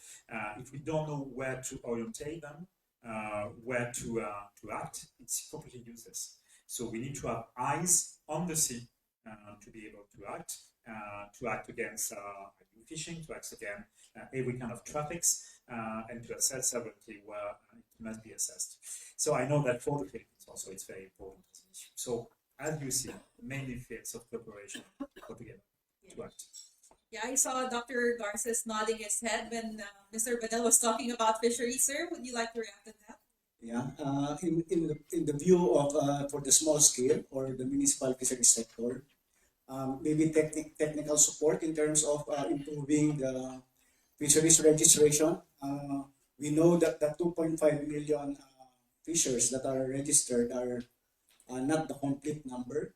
There are areas, especially in the remote areas that are not yet registered. That's one. Secondly, talking about IUU fishing, maybe technologies that are relevant for the small boats, for us to be able to track them, as well as there's a SOS button or a two-way radio that they can say if there's some problems if they are out of sea.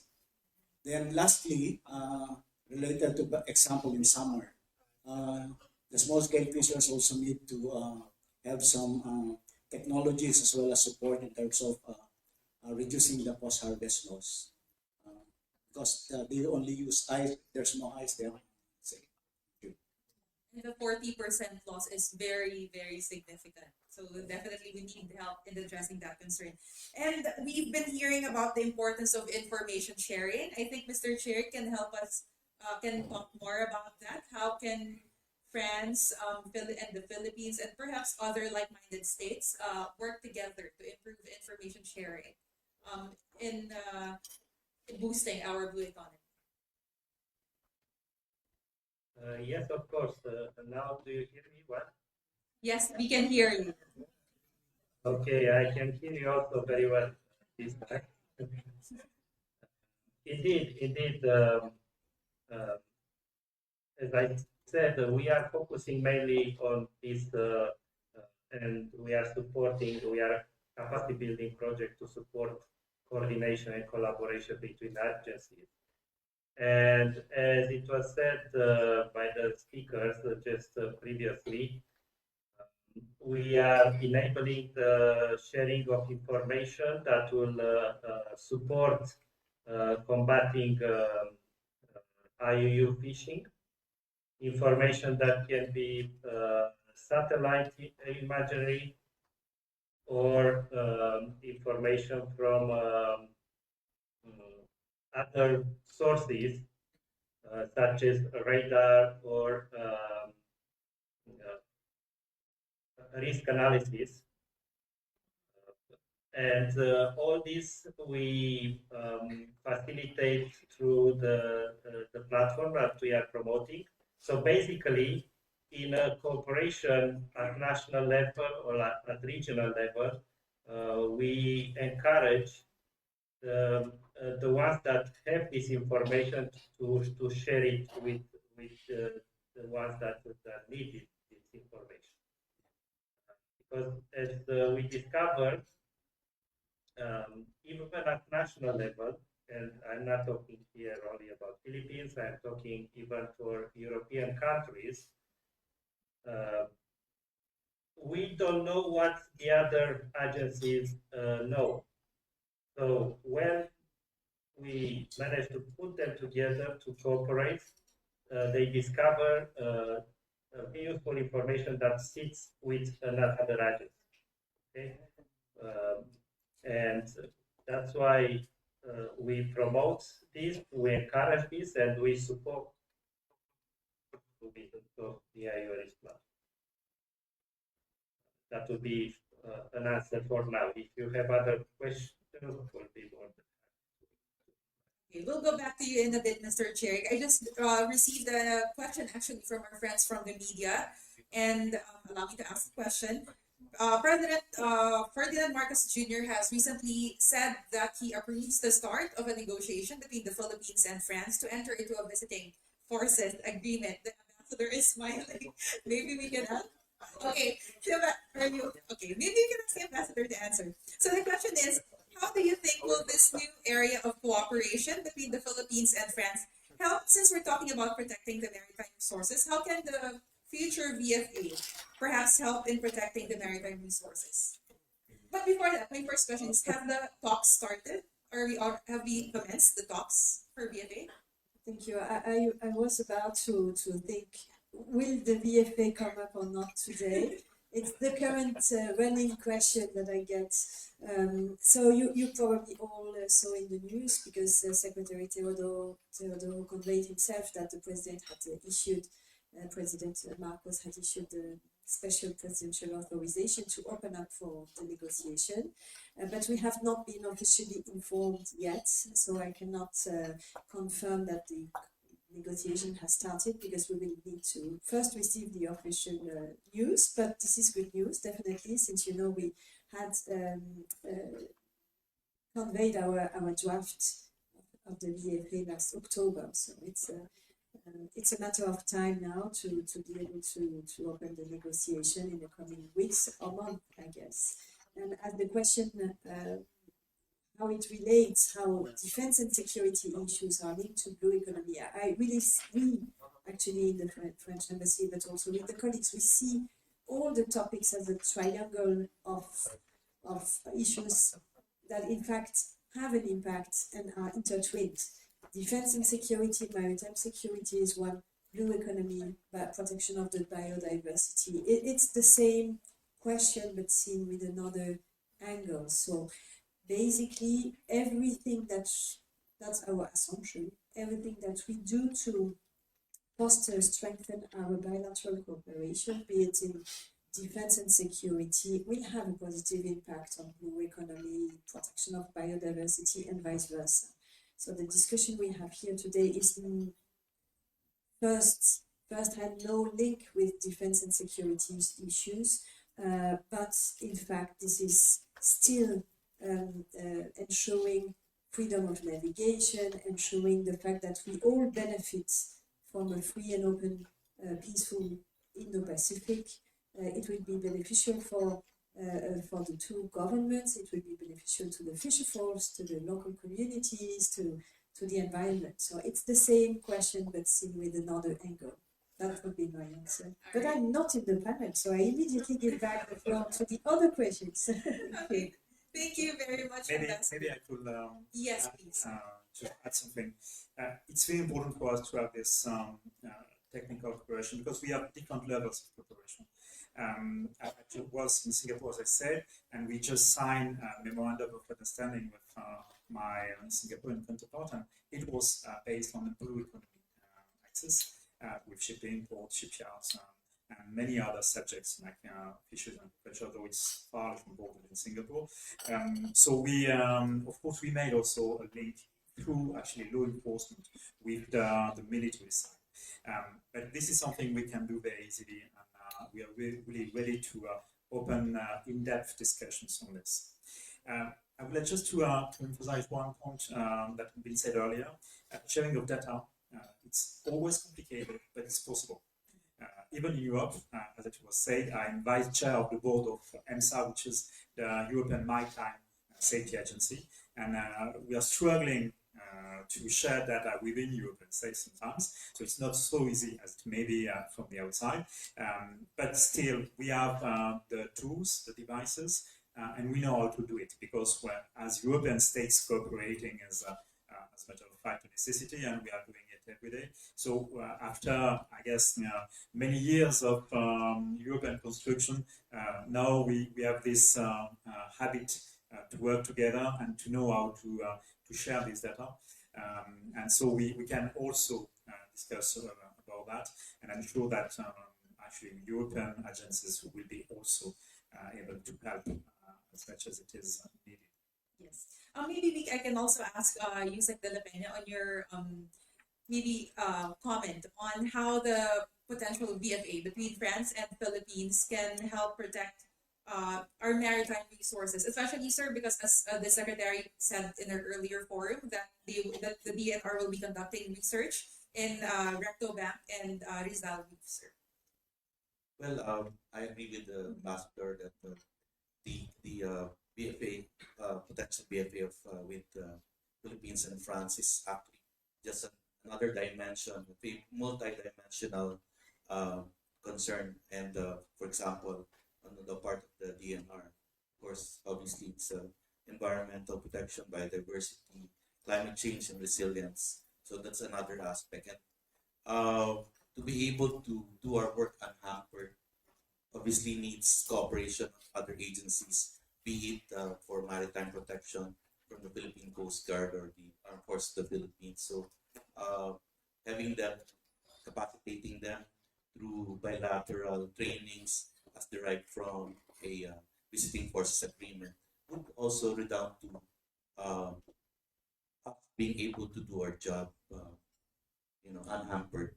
And I remember, I think it was Admiral Roy Trinidad who said that the Philippine Navy is willing to escort the researchers in the study that they will be conducting in Recto Bank and Rizal Reef. So definitely the VFA, the exercises can help.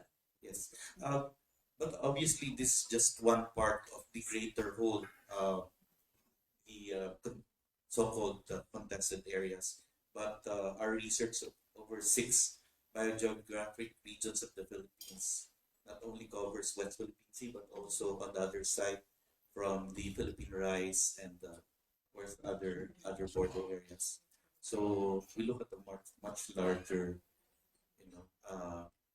the mentioned area. All right. Thank you. Anyone from our audience who want to ask questions? Okay, and then sir, and maybe you can introduce yourself and also your organization. Okay, I'll go with you.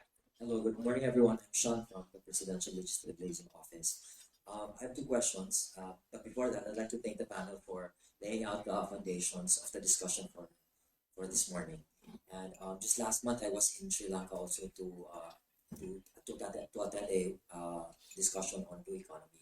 So, there's a strong linkage between climate action and economic prosperity, especially in nation states, island nation states in the global south, where we also belong. So I'll throw my first question to Mitsu Banel. So how can we strengthen the agency of island nations, especially in decision making and in agenda settings, most especially in multilateral processes? And I'll throw my second question so that it'll be smoother to Attorney Frossard. I want to know the top-bottom approach on how we can empower local communities to contribute tangible solutions uh, towards these development agendas in a blue economy setting. And the challenge really for local economies is, or for governments for that instance, is how the governments can actually make local communities appreciate the concept of a blue economy. Because let's be honest, in this room, we're on the same page. We know what blue economy is, what are the advantages and benefits we can get from a blue economy. But down to the local communities, I doubt if they really fully appreciate the full extent and benefits of a blue economy. So those are my two questions. Thank you very much. As for the first question, is it towards at the international level? No.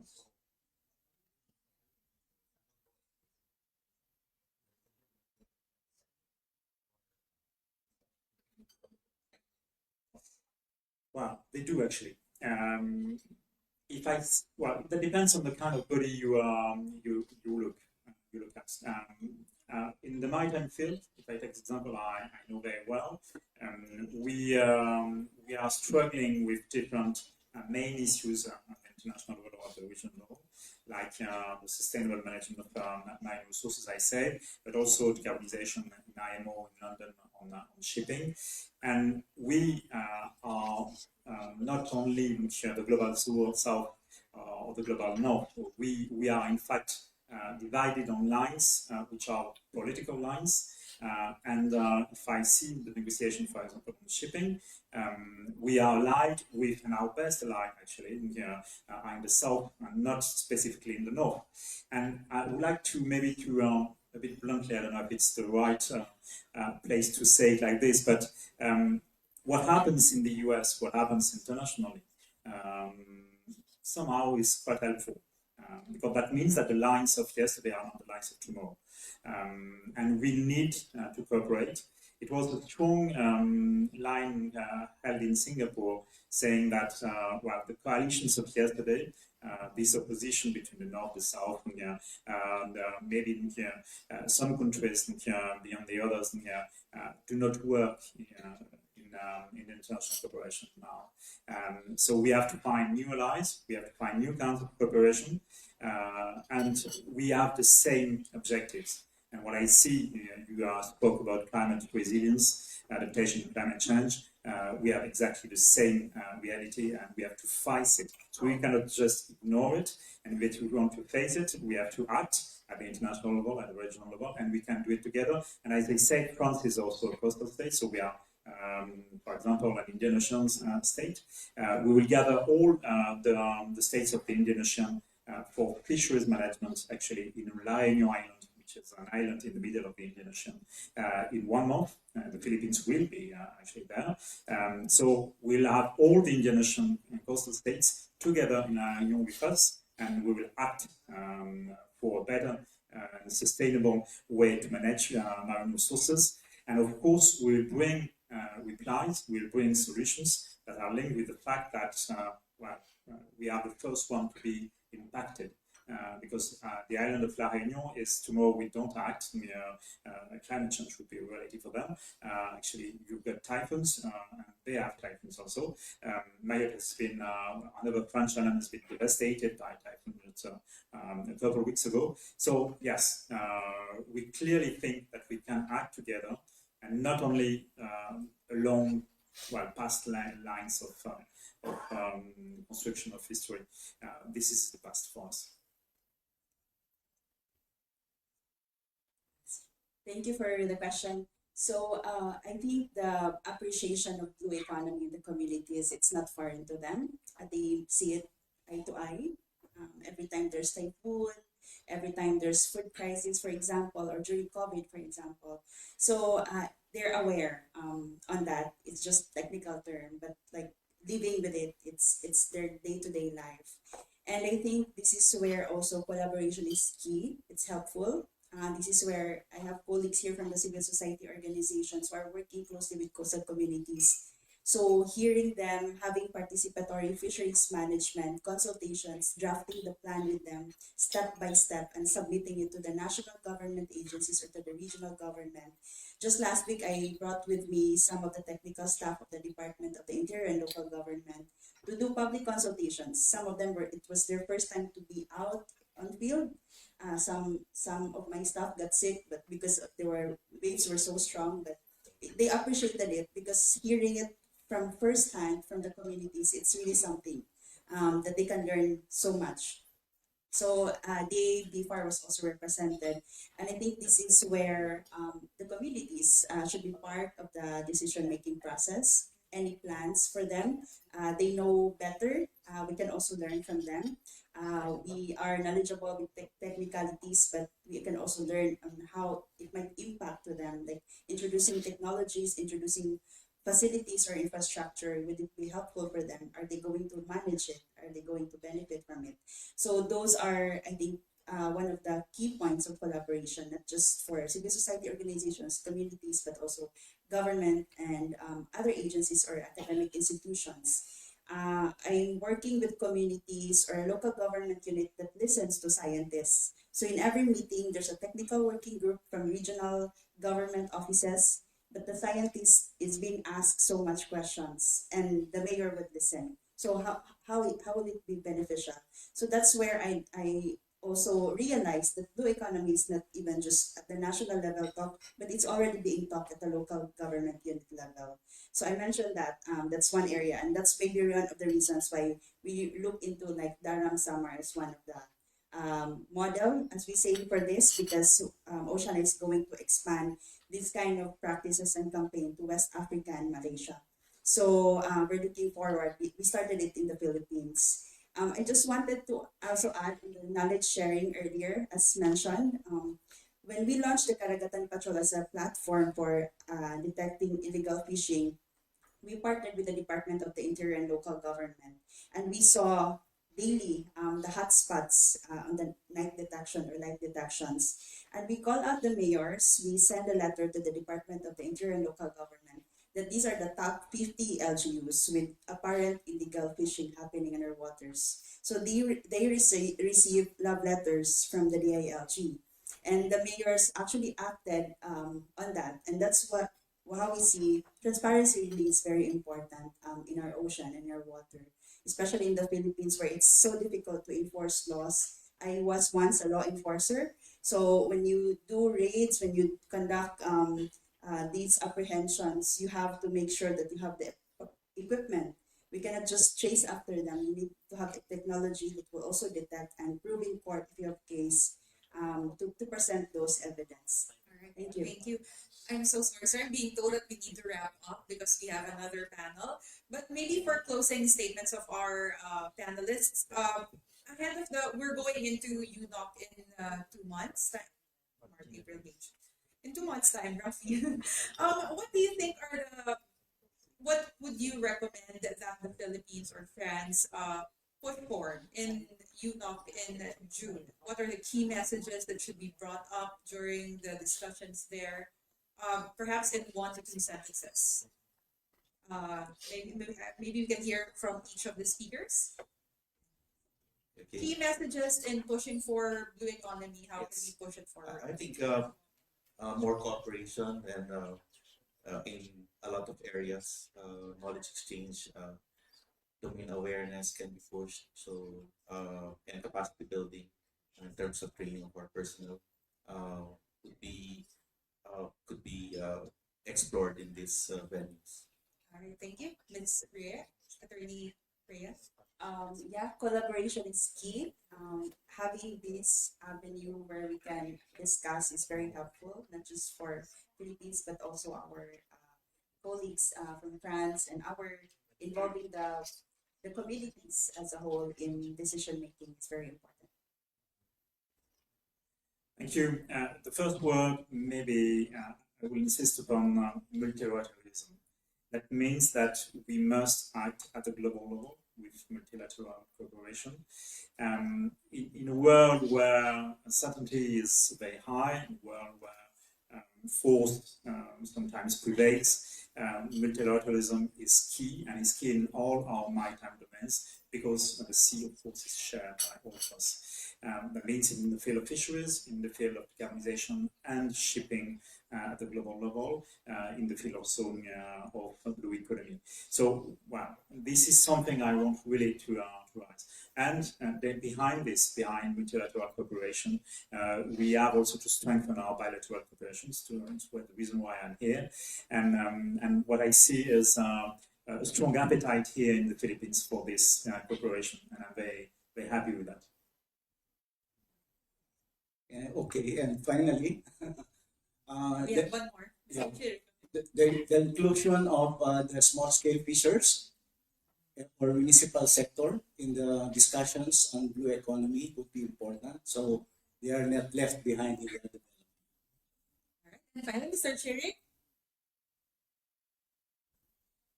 Yes, thank you so much. On my side, I will just emphasize two important things in our view that we always emphasize. One is the matter of willingness. As I said, willingness to cooperate, willingness to learn from each other, because there are two parts in a collaboration, and we should all learn from each other, from both sides.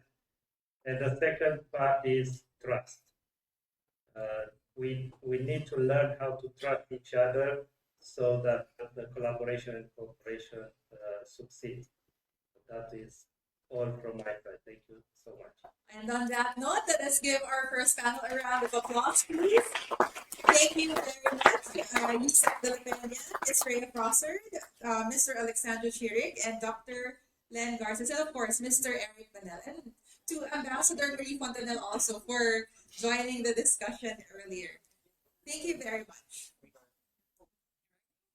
And we'll proceed now to our second panel, which will explore the key growth areas in Philippine blue economy development, where France can play a vital role in supporting the Philippines. Our panel of experts will also look into investment prospects, potential joint initiatives, and avenues for collaboration between the Philippines and France. So our first speaker for this panel will talk about the gaps and opportunities in the development of the blue economy in the Philippines. She is an academician and a former president of the National Academy of Science and Technology. She is also a professor emeritus at the University of the Philippines Maritime or Marine Science Institute. Ladies and gentlemen, let us all welcome Dr. Rodora Azanza.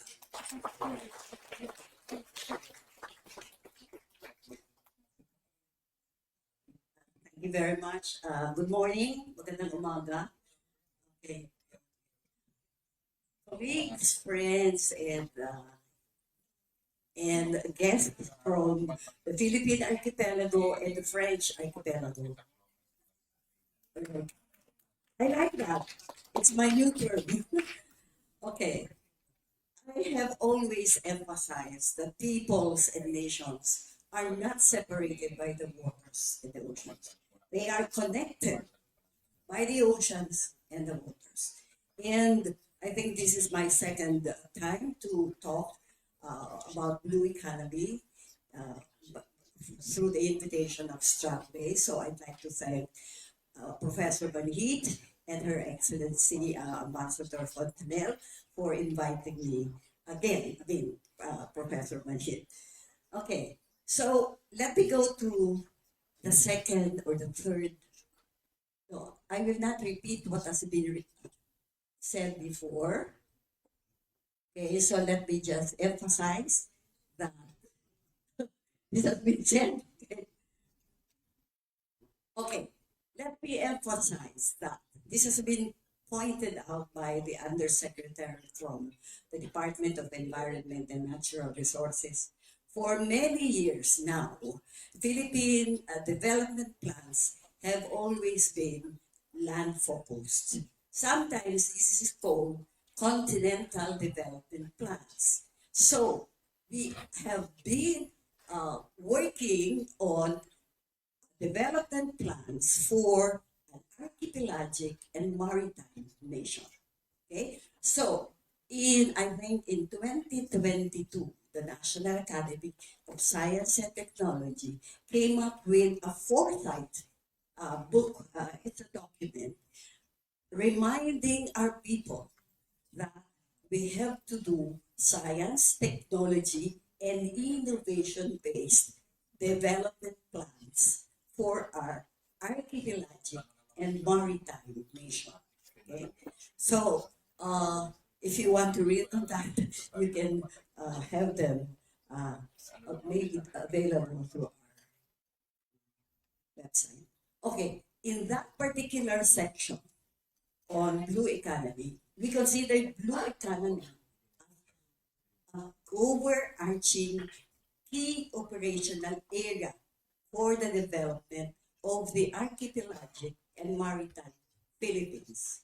Okay, so I think some of these were mentioned by the Undersecretary. So we don't have yet the strategic plans for the Philippine coast and ocean. Okay, the DNR in the Philippines itself, the entire government has to come up. I think the Blue Economy Act will pave the way for the development of this strategy plans. Okay, so I mentioned here some of the components and coastal and marine sustainability through formal and informal education is quite important. And let me emphasize that one of the key areas for France and Philippine collaboration should be manpower development for maritime development and planning. Okay? We only have a few marine scientists and even technicians to help us really develop this strategy and implement this strategic plans, whatever.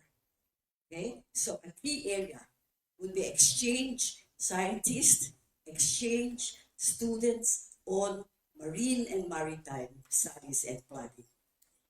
Okay, so the approach, we introduced the highlands to the ocean approach. It's from the mountain to the reef to the ocean itself. Okay, and then we also emphasize the risks and opportunities in business, trade, and included maritime security in that particular section, which I co-authored with some scientists and engineers and other stakeholders. Governance is very important, and as usual, the government has been focusing on the land, barely on the coast, and even the ocean. So these are opportunities for growth and development, not only in research, but also in policies, development and implementation. Okay, and this particular Pagtanaw 2050, which means foresight, for an outlook until 2050, this has been recommended by the National Economic Development Authority to be guiding the different regions, the RRDA they call, the Regional Research and Development Authority of Committees, 12 including BARM. Okay, so we have been talking to them and incorporating blue economy in their agenda.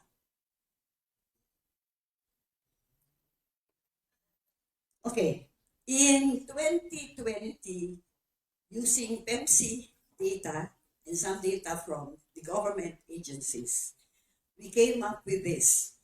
So it would show how the different industries of the blue economy contribute to blue economy itself in the GDP. No? But well, Senator Ligarda said the contribution of blue economy, which has to be expanded with the development of our blue economy. Okay, so in the data gathered in 2020, it was the coastal and marine tourism which was high. But they are actually competing the two of these, fisheries and aquaculture and marine, coastal and marine tourism. So these are the two most developed industries in the blue economy of the Philippines. And the others, like manufacturing and shipping, they come second. Of course, seabed mining, oil and gas, some of them are confidential data. Okay, so they could be higher or maybe they have the potential to be developed. Okay, so again, I think Benchit will be talking about this. I will not be talking about this genetics and so on. But in all the other areas, we're quite low in terms of potentially developing this. So we lack manpower. We lack the people who can drive these parts of these industries of the Philippine blue economy. So,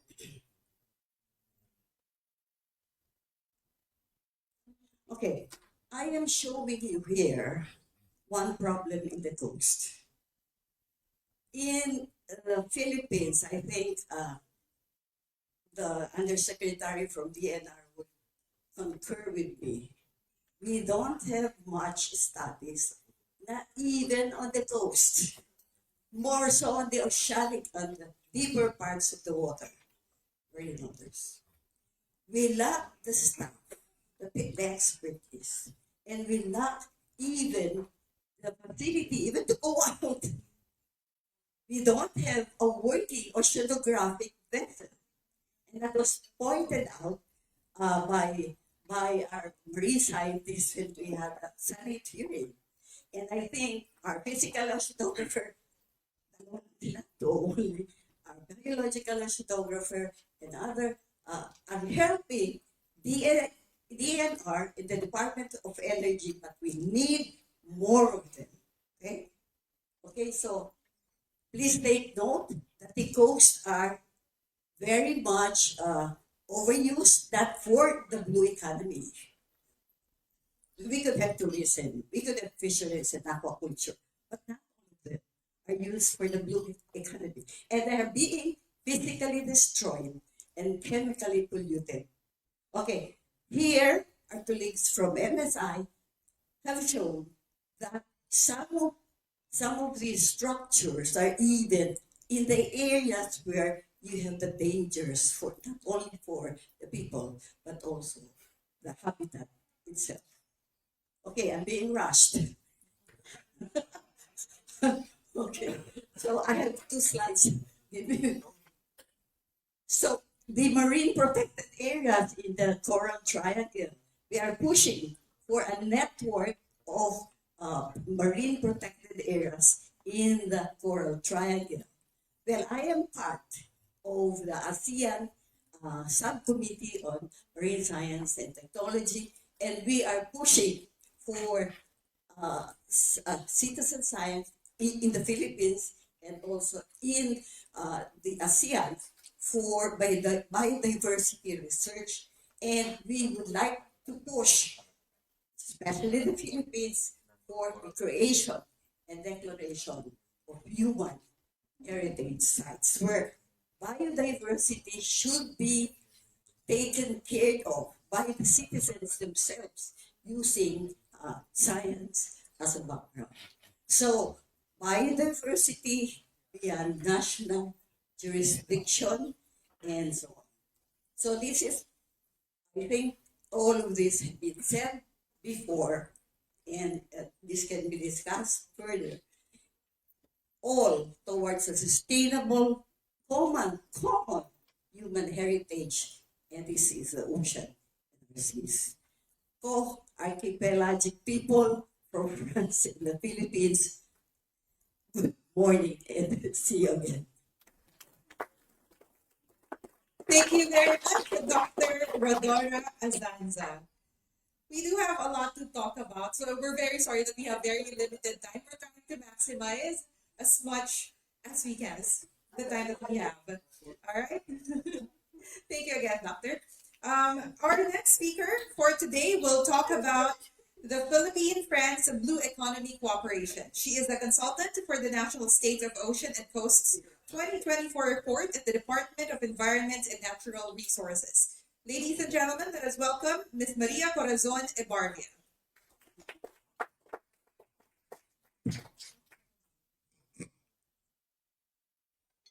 Okay, good morning, everyone. Okay, I'd just like to thank the French Embassy and Stratways for inviting me to this event. Okay, next slide.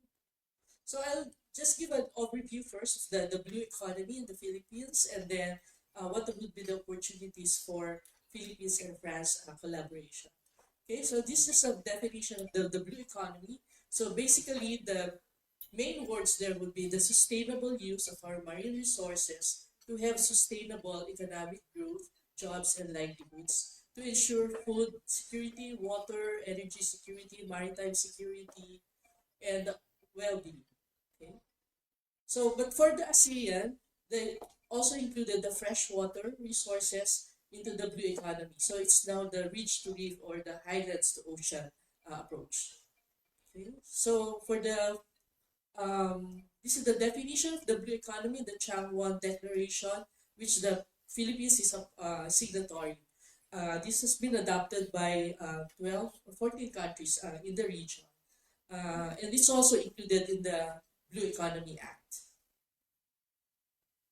So again, it's about balancing economic growth and protecting our oceans and coasts. Next.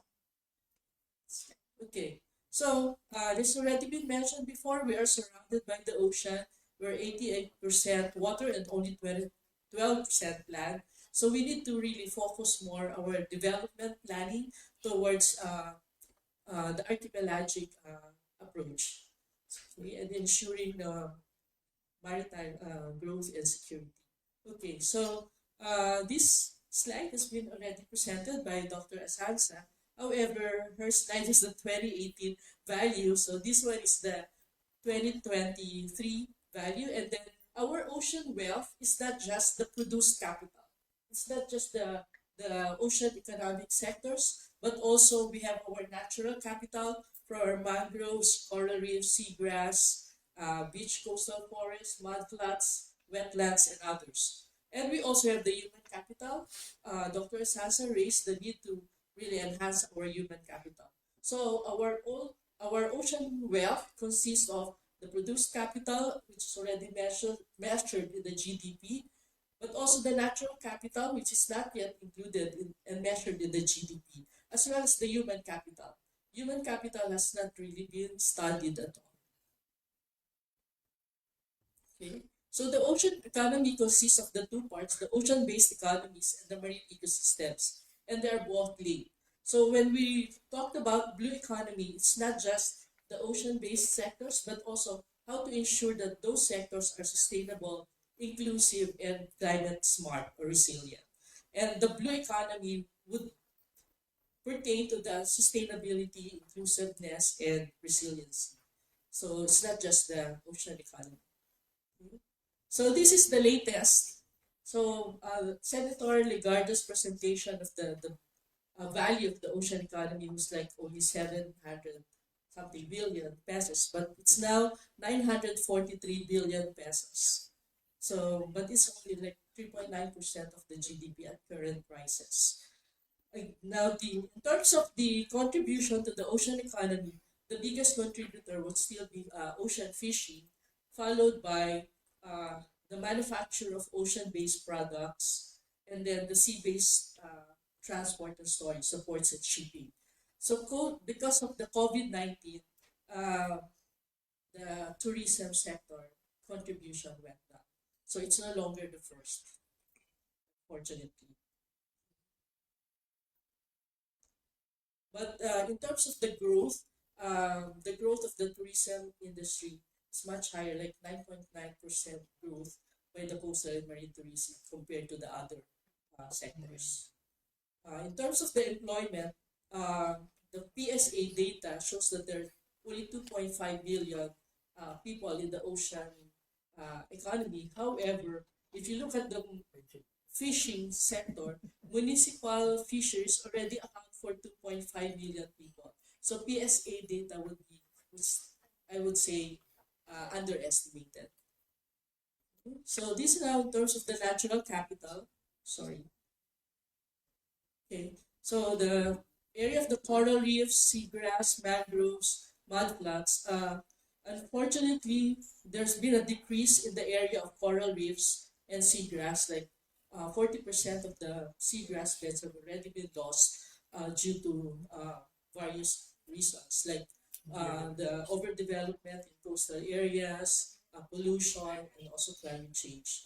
At least for mangroves, the area of mangroves is almost the same as the area of mangroves in the 1990s. So there's some recovery for mangroves, but not. And then for the coral reefs, aside from the decrease in the area of coral reefs, there's now a disappearance of coral reefs in excellent condition, based on the last assessment of Alituan and others. Now, in terms of the valuation of ecosystem services, so this is just an example of some of the ecosystem services that we have valued.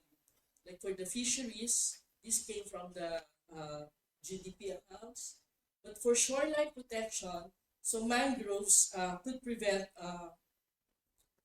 damage from catastrophic events as well as from direct flood reduction. Okay, so this the value. This came from the WAVES studies funded by the World Bank.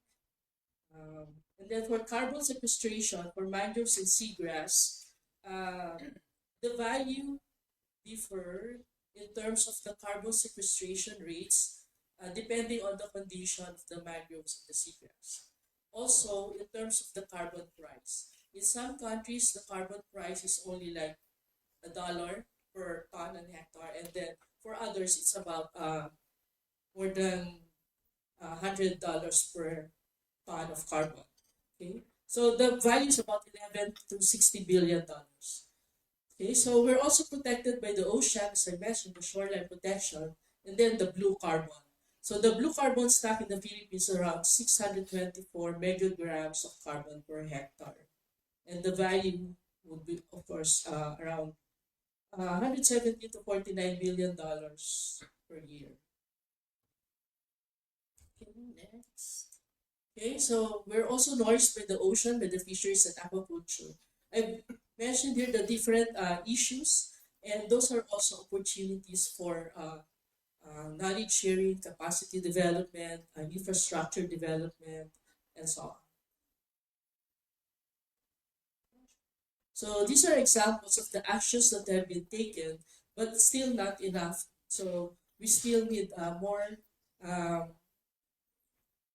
financing and also capacity development, knowledge exchange to help us improve and scale up or replicate these best practices. Okay, for tourism, again, these issues can be turned into opportunities. Okay, for ports and shipping, again, improving the quality of port infrastructure. So incidentally, we have 5 ports in the Philippines that have been awarded the green ports by APEC. So, but we need to, again, replicate these best practices of these green ports.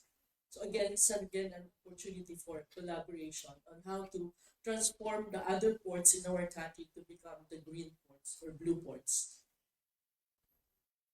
Then we also have the maritime information services like the submarine cables, the geospatial information management and mapping services.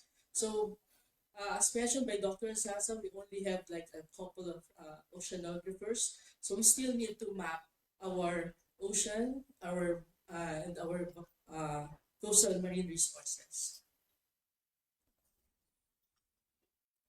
Okay, we are also powered by the ocean, so we have offshore oil and gas as well as renewable energy.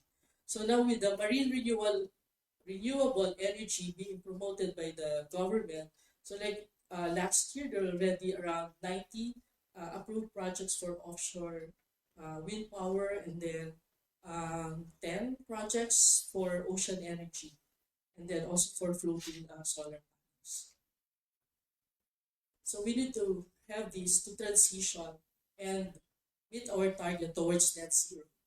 So the ocean is also a driver for innovations and resiliency. So we also have marine biotechnology and research done, especially on the medicines, the anti-infectives, painkillers, and drugs for anti-cancer and so on. And also for other marine-derived natural products. Okay. And then marine renewable energy and the water supply and so on. This one is for the ocean-based product manufacturing, consisting of the seafood processing, shipbuilding, and the equipment for machinery for fisheries. So the Philippines is the fourth largest shipbuilding country, but there's a big gap between the Philippines and the first three. So we need more investments also in shipbuilding, but in particular, building the next gen or green ships. And then we also have the seafood processing facilities that need more cold storage equipment. Okay, this one is on the maritime safety surveillance and resource management. Again, it's also measured by the GDP, but in terms of the funding, like for example, for biodiversity funding, we can only fund 20% of the needs for the biodiversity financing. So we still need partnerships to be able to cover the funding needed for biodiversity conservation.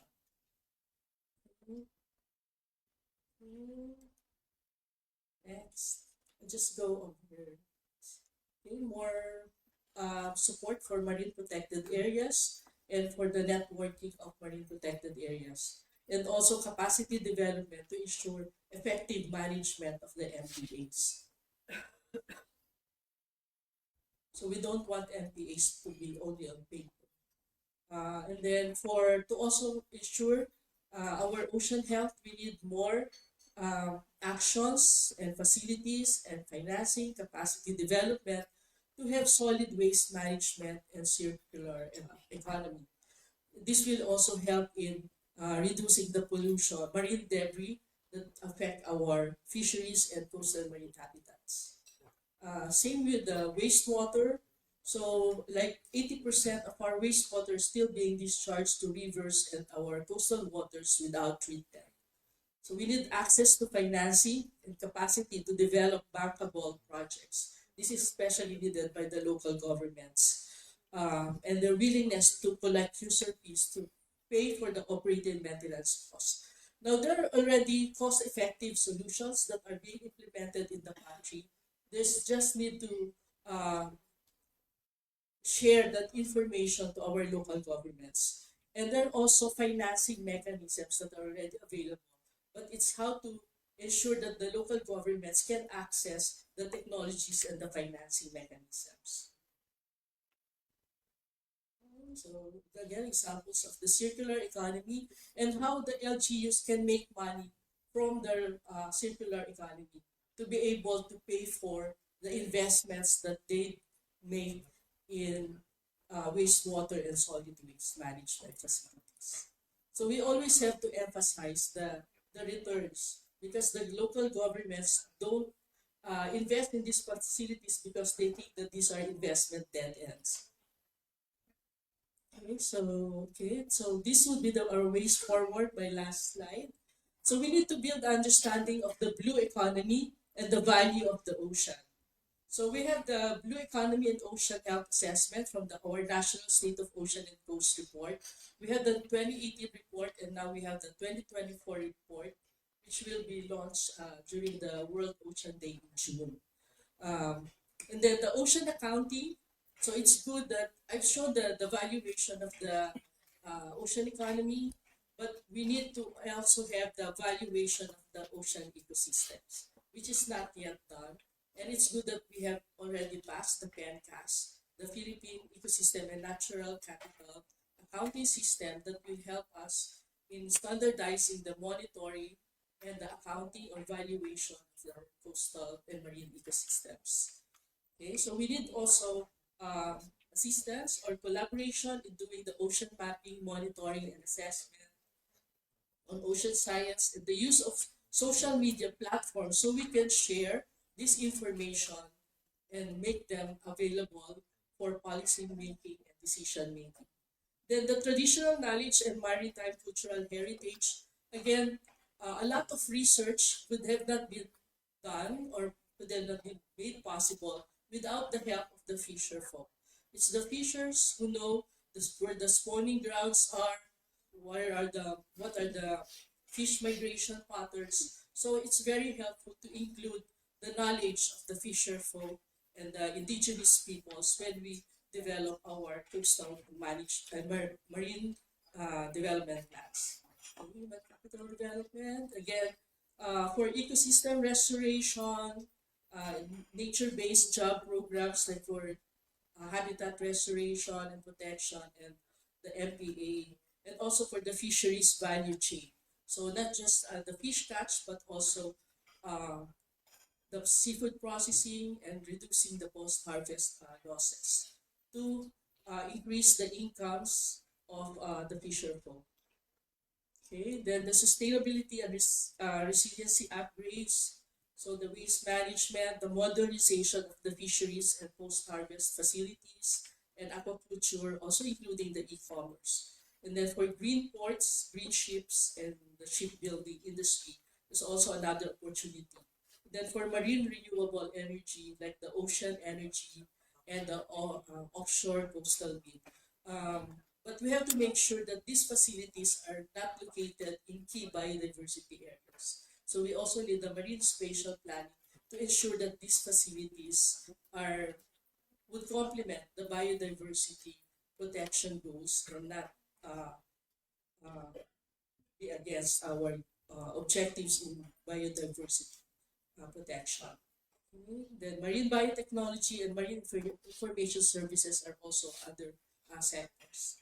Okay, then the ocean governance, the digitalization of the blue economy, and promoting innovative and climate smart technologies. And also for blue financing, France has this the greening of the financial sector. So it would be good if these programs can also be used for ocean finance. Thank you. Thank you very much, Maria Corazon, Miss Maria Corazon. Our final speaker for today is, supposed to be Dr. Maria Carmen Lagman. She is a full professor of the Department of Biology at the De La Salle University, Manila, and a non-resident fellow at the Strat-based Institute. Unfortunately, she won't be able to join us today, but she did send a video recording. So she will be talking about how we can strengthen support for the development of emerging blue economy industries. So let's all listen in to Dr. Lagman's video recording.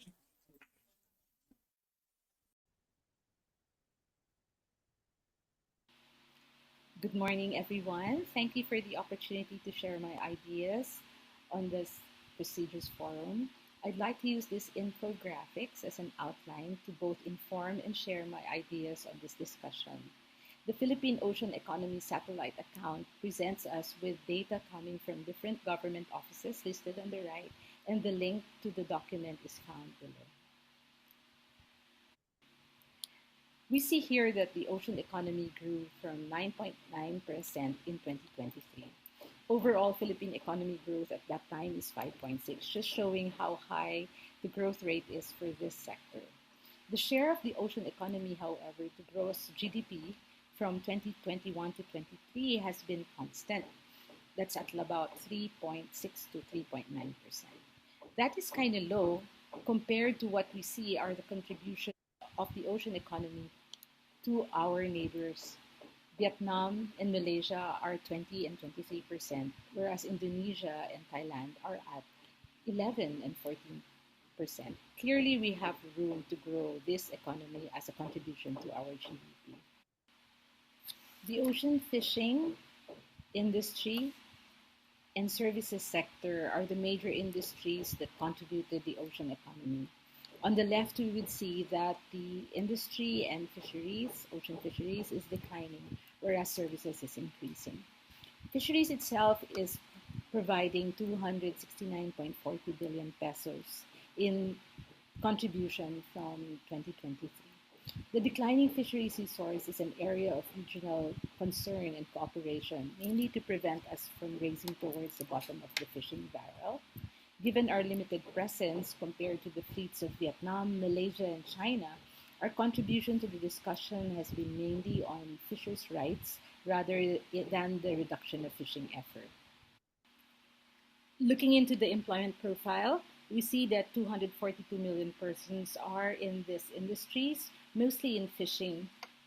Others are in storage, in transportation, and in the recreation industry. Unfortunately, it seems the bottom of the fishing barrel is getting closer, especially to the west side of the South China Sea. Vietnam is parking its boats, and Malaysia is moving their boats further offshore because of depleted resources. For the Philippines, I think what we need are innovations on how we use these natural resources. We need to increase value for the natural resources based enterprises, exploring new products again in the process. We need to open new markets while ensuring food security. And we also simultaneously need to ensure sustainability of the resource and the sourcing practices. That's really a tough order, but these are still very new to us. One such mechanism to create value and open new markets is the Marine Stewardship Council certification on the left. This certification creates higher value for a product and opens new markets. The Philippine Tuna Handline Partnership is the first fishery in the country to obtain such a certification. More recent industries such as ocean aquaculture, production of non-traditional invertebrates, high-value commodities, and the commercialization of biotechnology can create higher value to our ocean resources, but our development in this area has been kept traditional. I am not against the focus on conservation, but it seems resource protection has not been balanced with development. Aquaculture has been kept to traditional commodities because ocean aquaculture is perceived to be polluting. There is fear of biopiracy, limiting access to biodiversity. As such, we have created regulatory frameworks that have been restricting to new enterprises. I was at the talk of Mr. Gerardo Borromeo, CEO of the Philippine Transmariner Carriers Group of Companies and Vice Chairman of the International Chamber of Shipping. It was at his talk that I learned these things. The Philippines has a tradition of shipbuilding, having been the fourth to the eighth largest shipbuilding nation, following behind the tradition of Japan, Korea, and China. There are over 107 shipbuilding ship repair yards nationwide, and 7 of these are capable of handling large vessels. His main challenges, they said, are in the cost of building, time competitiveness, and manpower. Again, manpower. We have an internal market for ships, but we also need the technology given stricter regulations for greenhouse gas emissions. And the Philippines, from 1989 to 2023, has had a decline in registered overseas fleets, going from over 400 to 94. A discussion on manpower development in the marine sector must include the sea-based overseas Filipino worker. Of the 30 billion in remittances the Philippines receives, 6 of that would be coming from such a worker. It's also interesting to note that within 10 years, maybe 15, of a professional life of maybe a seaman or seafarer, he can become in charge of $500 million in company assets in the middle of the sea. Not even graduates of prestigious universities, I think, will be given such a responsibility in such a short period of time. It's noted, however, in the statistics I just saw from Mr. Barme's presentation, that though the deployments of seafarers has increased, the remittances have not, and that may be because the people that we are now hiring are in the lower tier of the salary scale. It is also because Vietnam, Indonesia, Malaysia, and even India are competitions for the jobs that used to go to our Filipino seafarers. I guess that's where, again, manpower development, technology training will have to come in to increase and ensure their competitiveness. So, in conclusion, I'd like just to say that there is an urgent need for a manpower development strategy in the maritime sector. We need relevant technologies and supportive regulations to increase the contribution of our ocean economy to our GDP. We need this now as we anticipate decline in the fisheries resources, our need for sea-based transport for countryside development, and the increasing international standards for products and manpower.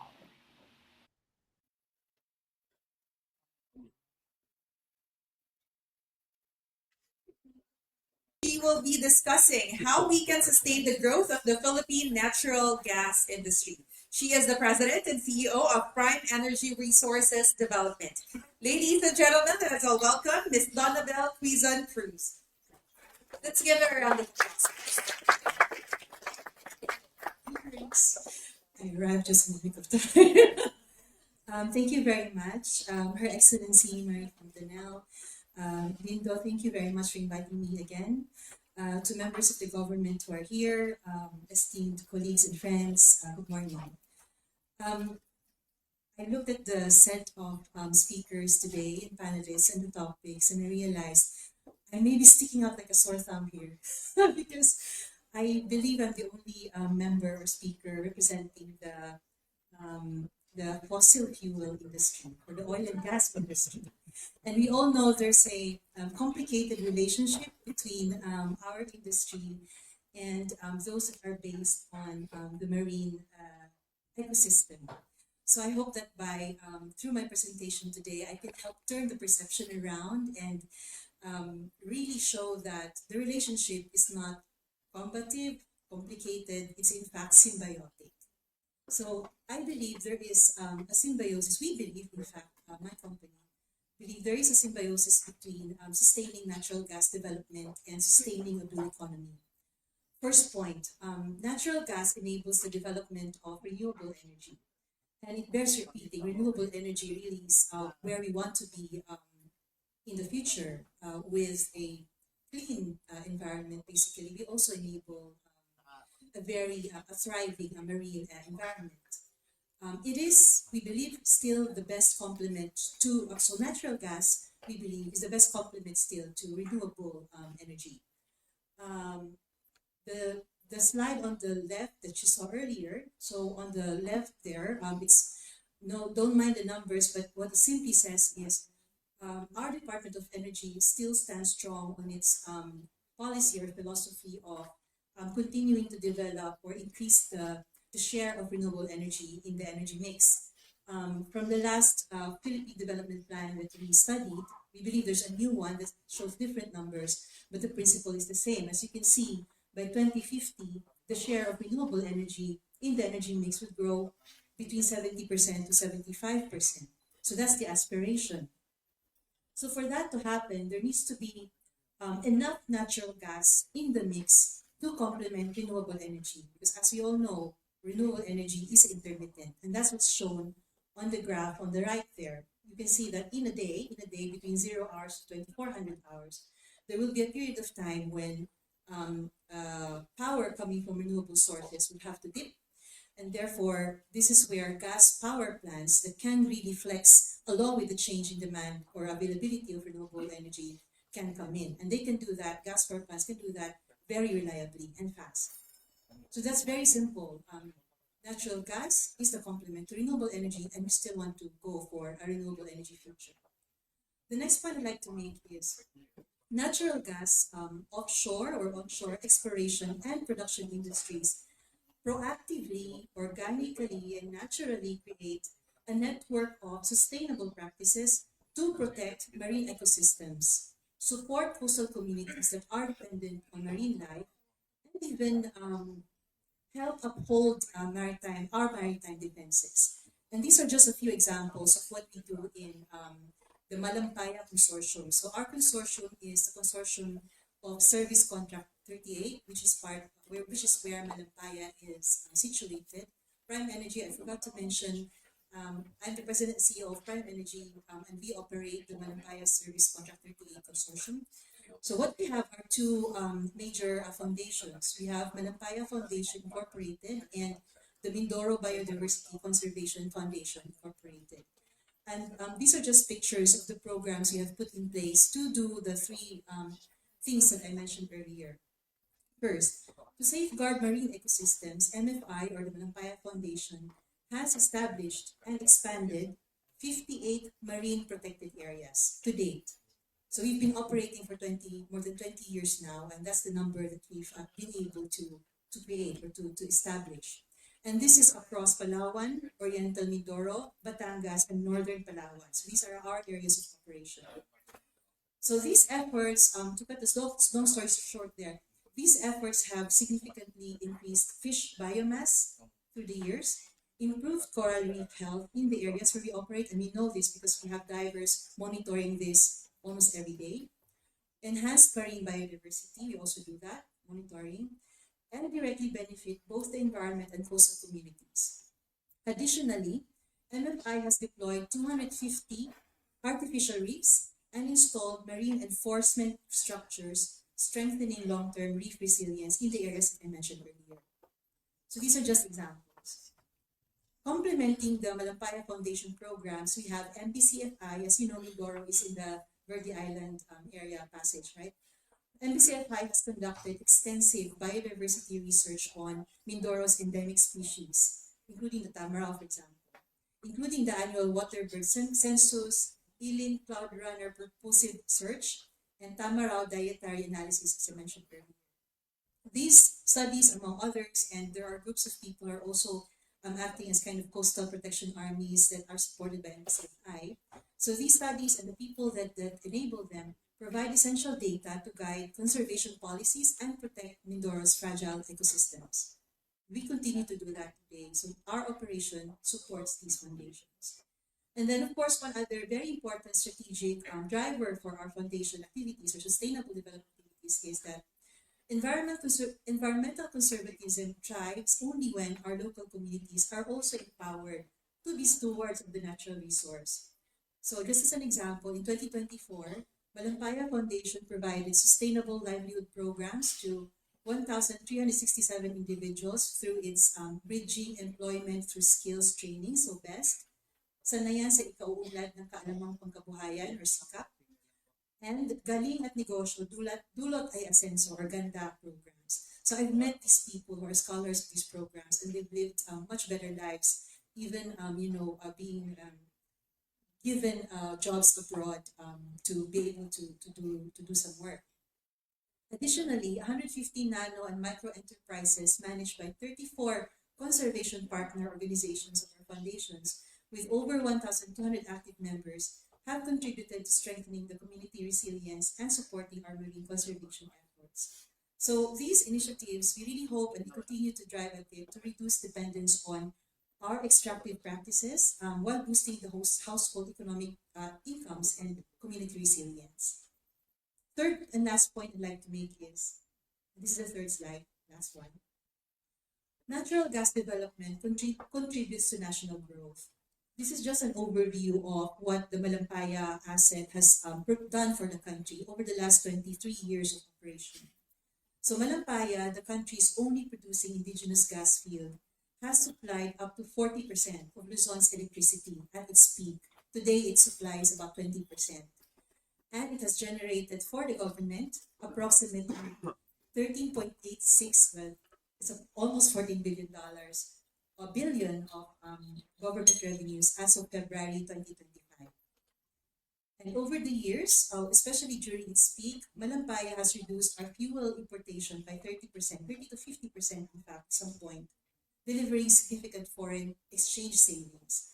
So when Malampaya started its operation in 2002, that was also the time we were still reeling from the after effects of the oil crisis in the past, and we have been able to recoup from that because we've started to have our own domestic fuel resource. Today, Malampaya protects Filipino consumers from the supply and price volatility of imported fuel that affects electricity prices. So you can see there's some statistics. So every peso per kilowatt hour of electricity fueled by Malampaya today returns 40 to 60 centavos of revenue to the government.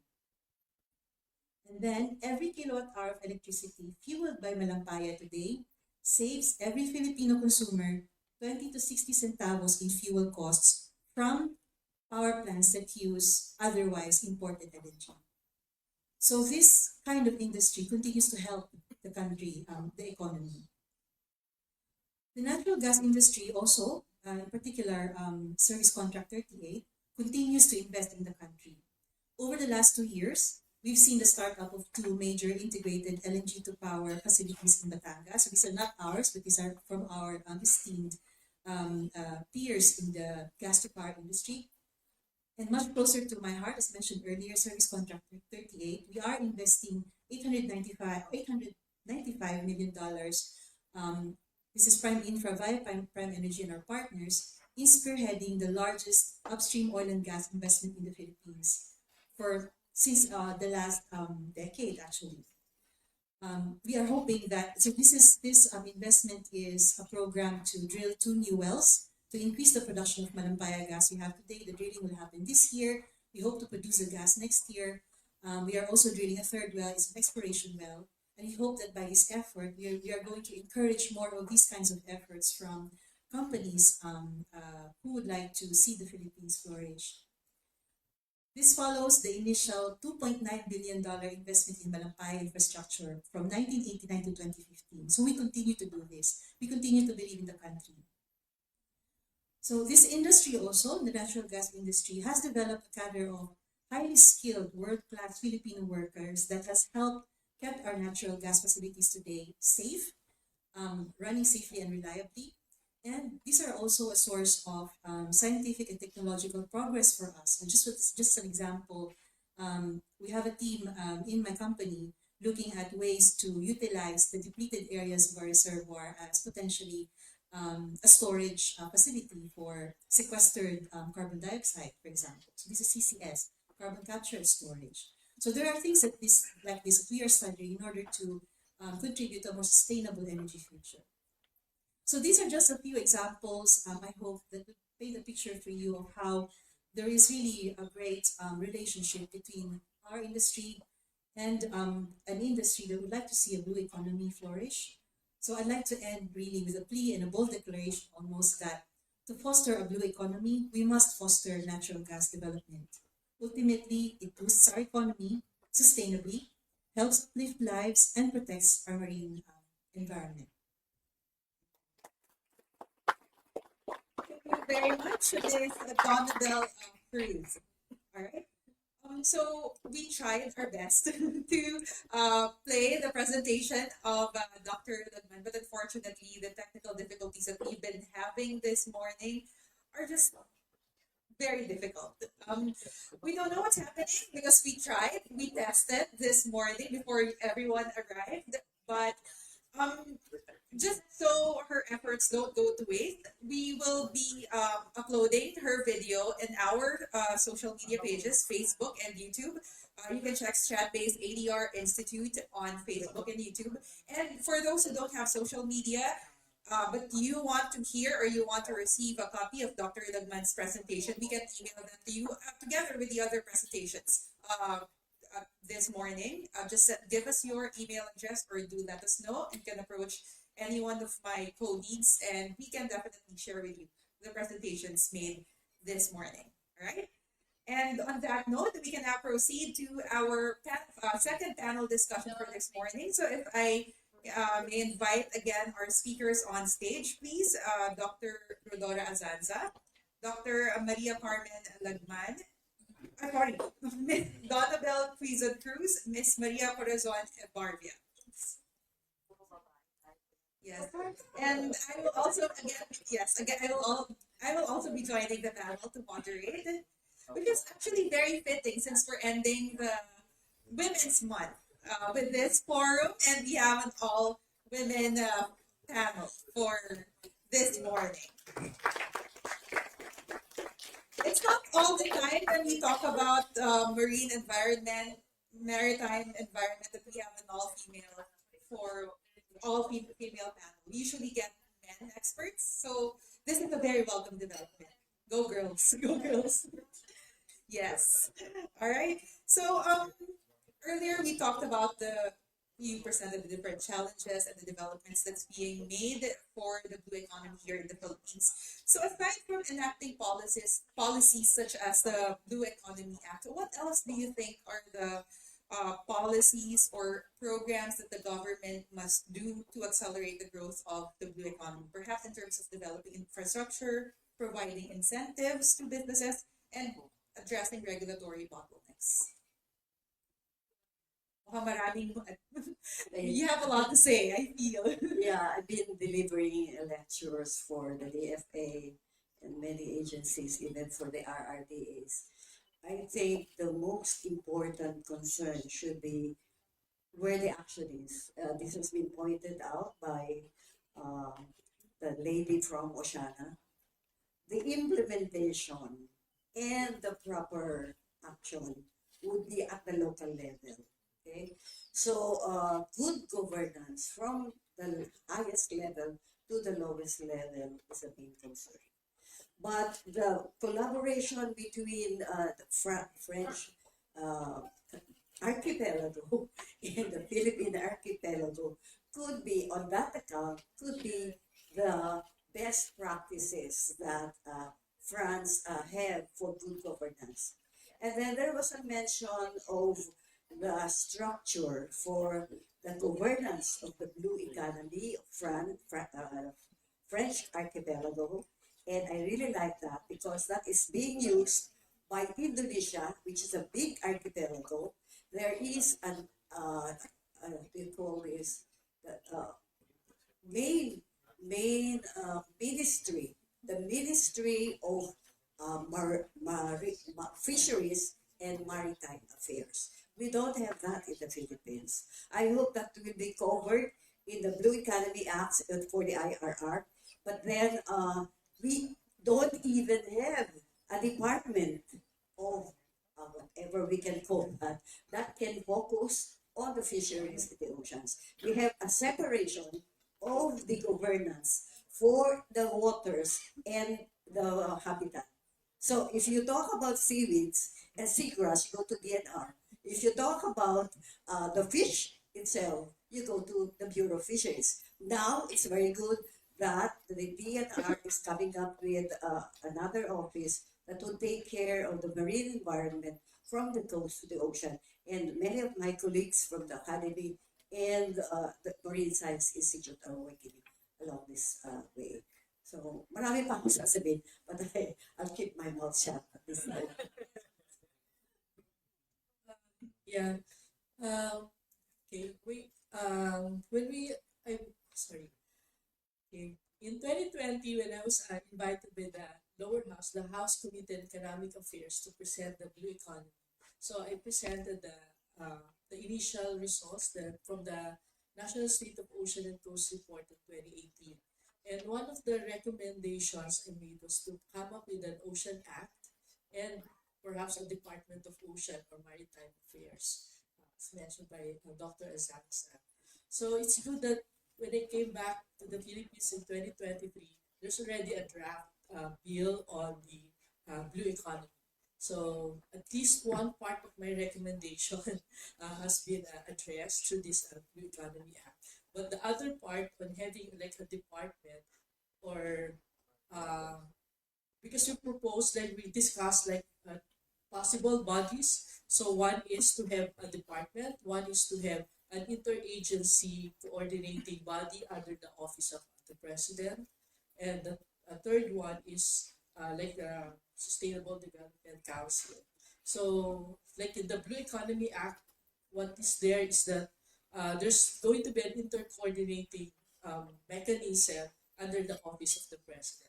So they still have not talked about having a department that will oversee all these maritime affairs sections, because it's not just fisheries, it's not just biodiversity or water quality, because you also have shipping, shipbuilding, marine biotechnology, marine information services, which are in different departments. So how do we make sure that all these different departments would have a coordinated approach to ensure not just the economic development but also the marine environment protection.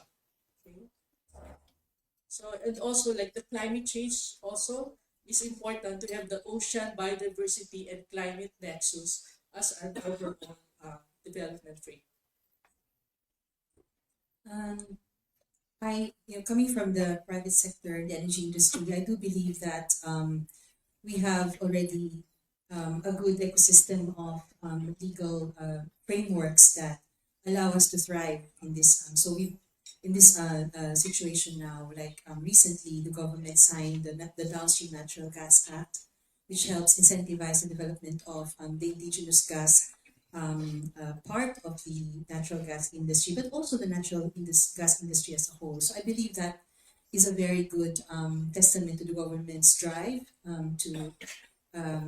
for progress on this front. And there's also an ongoing discussion by the DOE on incentivizing offshore oil and gas exploration. So these are really good signals. Now, our industry, we always make sure that we comply with environmental laws, and that remains very, very solid. The sacrosanct to us. It's kind of a table stakes for us, never to exceed our environmental limits. So the only thing I'd like to see is to encourage the government to continue upholding that, and just make sure that the environmental laws are as clear as possible, such that there is no lack of clarity on where we must manage our emissions. So we continue to comply, and we're kind of, it's very good so far. Where I believe there might be a way or a place where there could be help from the government and the French, our French friends, is on technology and science, I think, because as I mentioned earlier, we have all these marine conservation efforts through our foundations. But I just wonder, are there new ways of characterizing, for example, how our marine environmental habitat is dealing with the current emissions, and what can be done to address that, while being cognizant that we have an economy that continues to expand, population that continues to grow, that we have to serve. So that is one area where there could be some opportunities. And the other one, lastly, is we are very serious about accelerating renewable energy growth. But how do we do that while keeping our power supply and prices stable? So I think there is a technology or in hardware infrastructure work that needs to be done there, and having the right competency to be able to do that work clearly is an area to focus. Actually, you touched on my second question, because my second question is supposed to be, considering your recommendations, the policies and the programs that you would want the government to continue to pursue, where do you think does France enter? How can France help us in terms of these programs or policies? Maybe we can definitely gave us, Miss Donna gave us good answers already, especially in terms of technology sharing or knowledge sharing. How about you, Dr. Asensa? Yeah, there are a lot of areas for collaboration for the mutual benefit of the two countries, but also for the development of the global ocean economy. And so therefore, I suggest that the French archipelago, the French government, help the national government and the other stakeholders in the Philippines for our blue economy development. And the first thing that I would suggest is to help us know what we have and how to use them. Because we don't have much research on what we have. marine spatial planning that we have been suggesting many years ago, maybe 20 years ago. We have a land use planning, but we don't have a marine spatial planning. And you mentioned that, gentleman from France. You are doing this, you have done this. If you can help the country do this, especially in critical areas, because there are multi-interests, there are multi-stakeholders, and the proper use of the resources from now till the future should be science, technology, and innovation based. And you have a lot of experiences there. I was in charge of the internationalization of the University of the Philippines for more than 4 years. We have different collaborations with the French government and higher educational institutions. This should be further developed, considering the blue economy sector. And maybe Professor Manid, can you help us map the areas we're in? We could have the proper collaboration, including not only the government agencies, but also the possible HEIs that need to be, because the action is there. I remember I gave a keynote address to Congress on the blue economy. And they said, the local governments, even some of the congressmen, they do not understand the blue economy. So therefore, I think we need education, and we need a lot of knowledge exchange, best practices exchange, and so on. So thank you.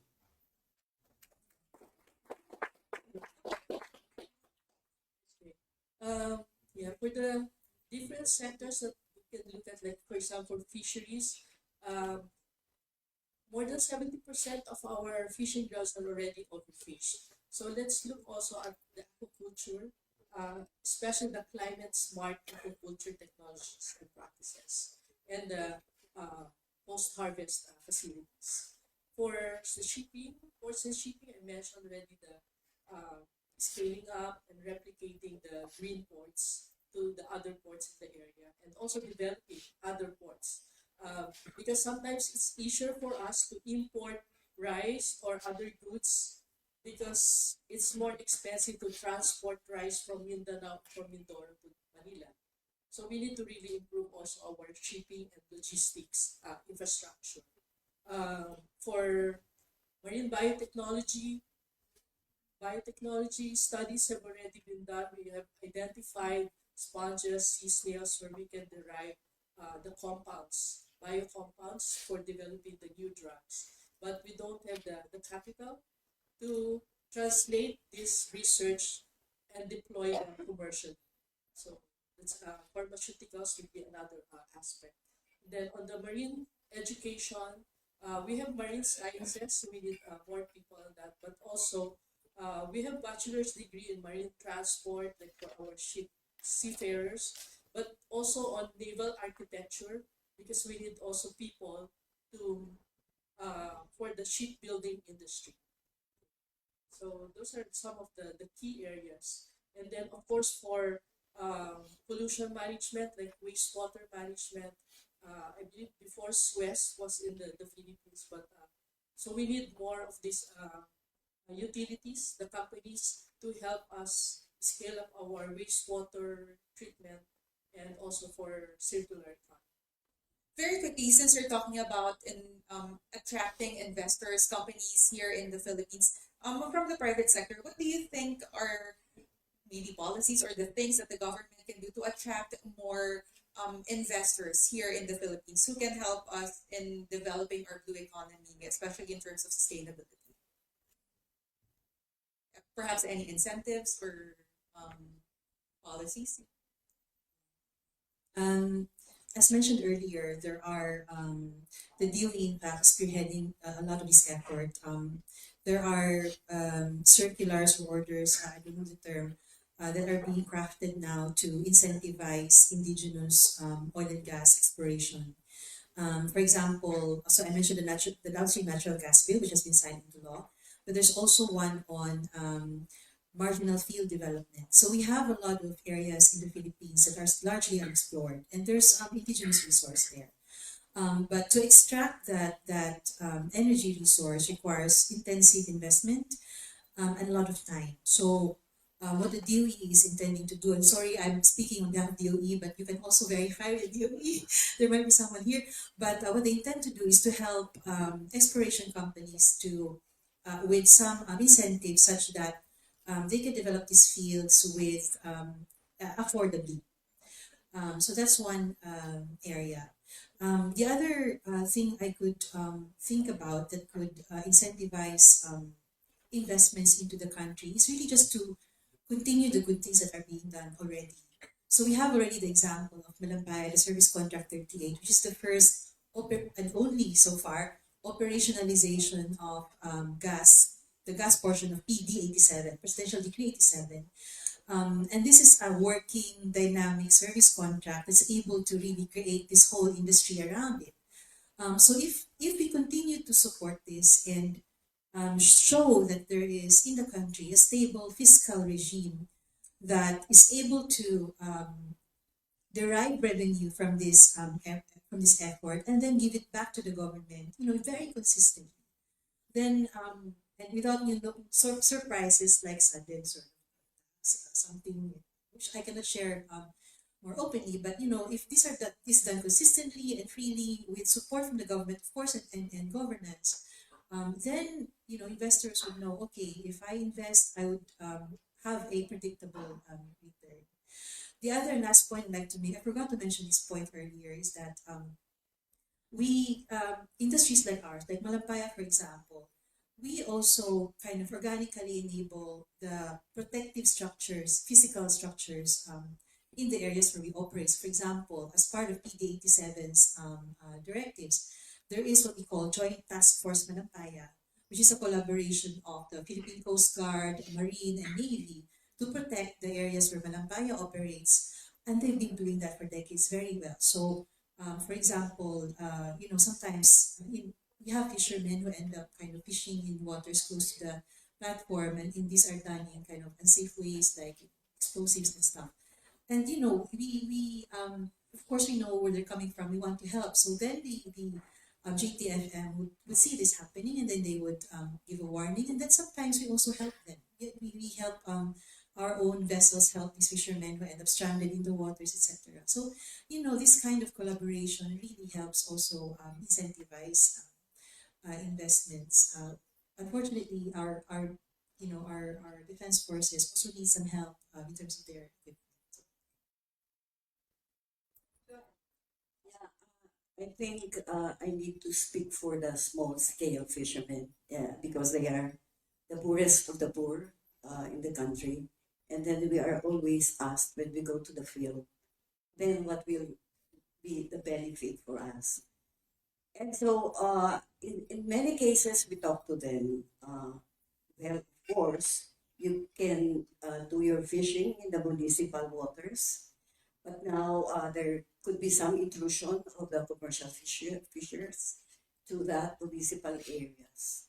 But then we tell them there could be opportunities for you to go to the deeper parts of the water, but the government has to help them.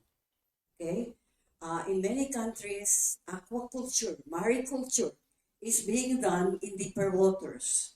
That's why France can help us along this line, even for mariculture of shellfish. I've been there. I went to Ifremer with my co-scientists in Ifremer.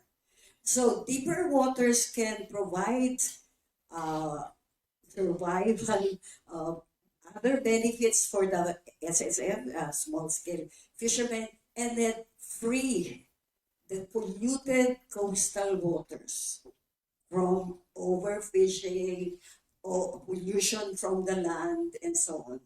So if this can be done, I mean, this will incentivize them because they will be earning more. So the earnings should be given, I mean, some earnings of this offshore or bigger scale mariculture for seaweeds, for whatever. Even seaweeds are cultured in deeper waters now. And you can even have the two of them cultured together, the so-called IMTA, integrated multi-trophic aquaculture. Okay, so these are areas for research and could incentivize small-scale fishermen if this will happen successfully in the country. There could be we can try to see where Bulinaw was one Bulinaw area was given there. We had a forum last week. The marine we called it. Blue Economy Workshop, Philippine Blue Economy Workshop and Forum, and the people from the local government and the other areas. It was a multi-stakeholder forum, and they were trying to tell us. I was the expert consultant to give comments. They will try this in Bolinao, the outer part of Bolinao, the so-called offshore deeper water culture, so that they could free the inner part, coastal area, of pollution for overfeeding bamboos and other areas. So that's one area of collaboration. Yeah, thank you.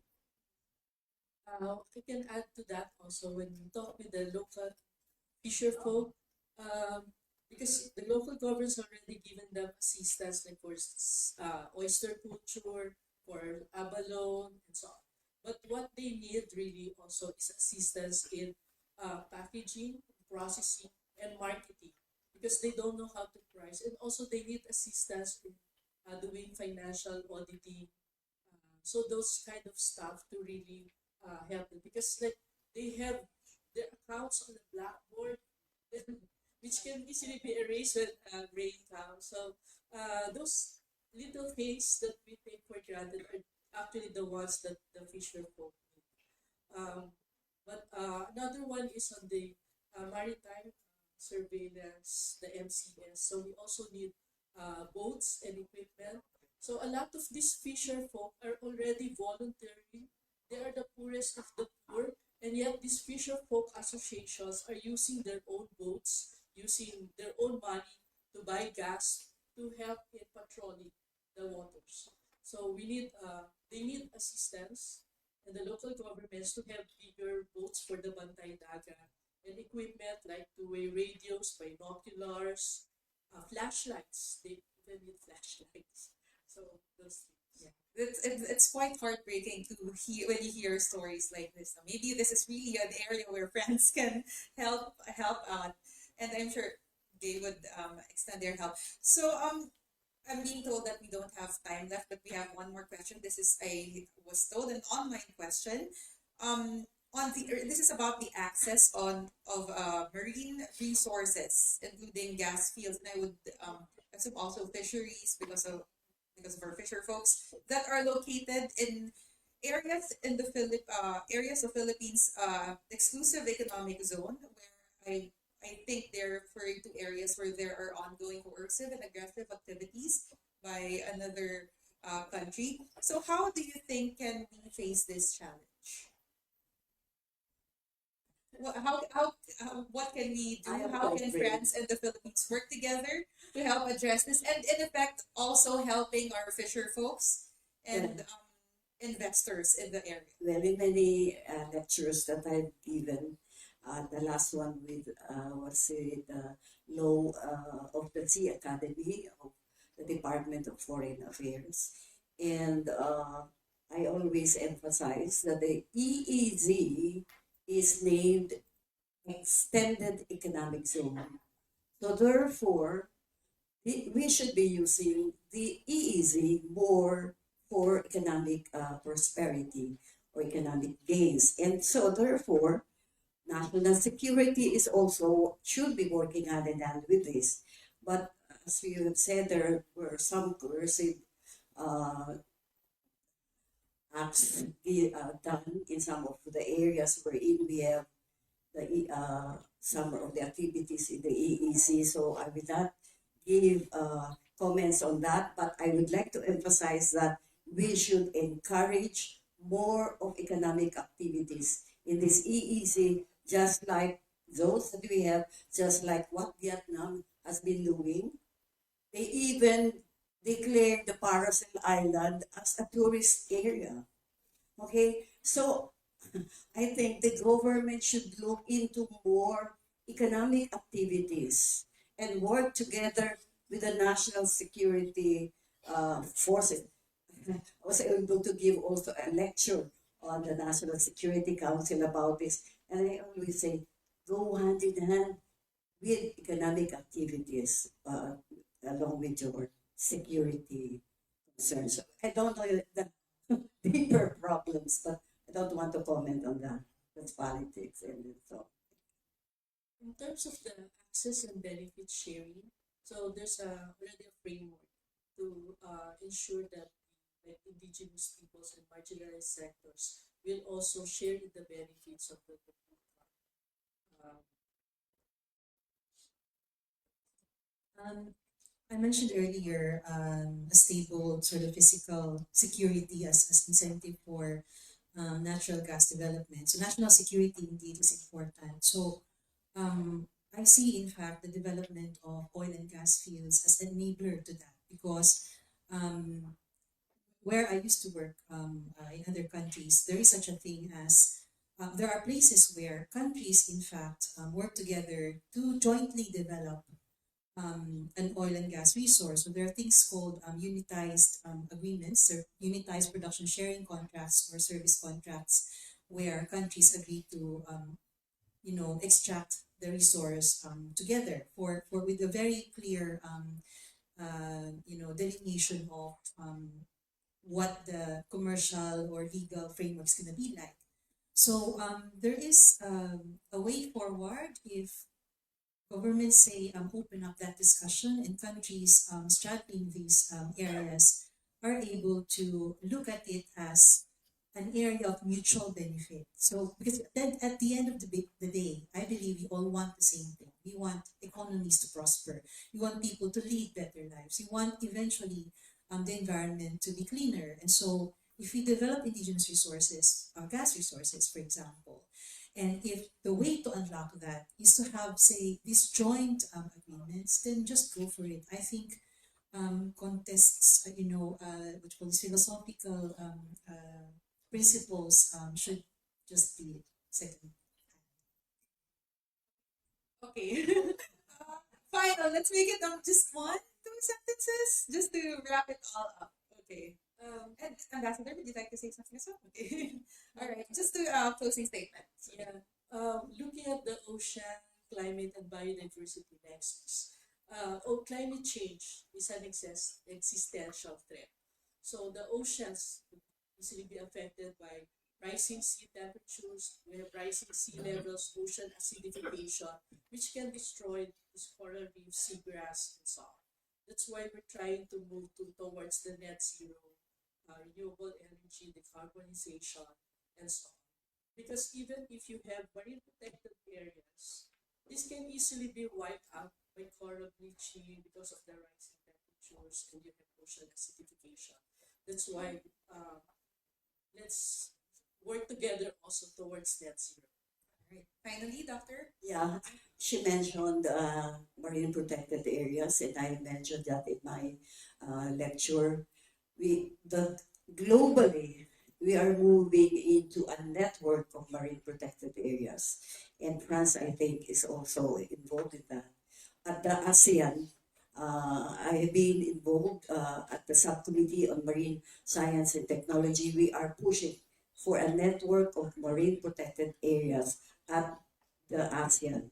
So therefore, the marine protected areas would cover mitigation of climate change impacts. So therefore, let us move together globally towards the network of marine protected areas. I don't need to give the benefits from that.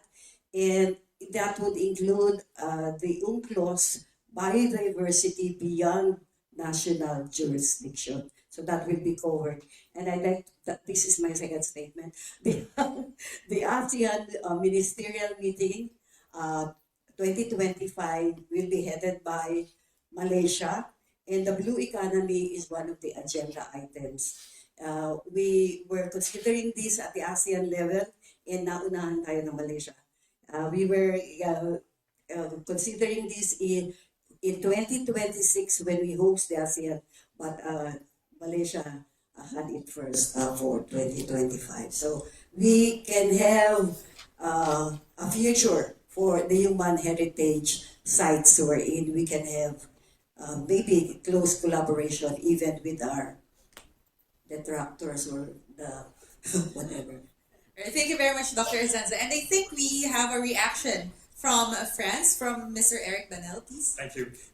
First, thank you to the three panelists. This was very interesting. I learned a lot also about what we could do together. The fields of cooperation are numerous, and I identify new ones, and I guess we will have to carry on these discussions. Identify the renewable energy, coral reefs, MPAs, also small-scale fisheries, which is an important issue for us, and aquaculture. Bear in mind that we are France, the first producer of mussels and oysters in Europe. So we have a long-standing experience on that. There's a point on which I would like to react and to say, Dr. Asensa, that you are very right. It's useless to claim maritime domain if we don't use it. And I've got a strong experience of that because I was in French Guyana.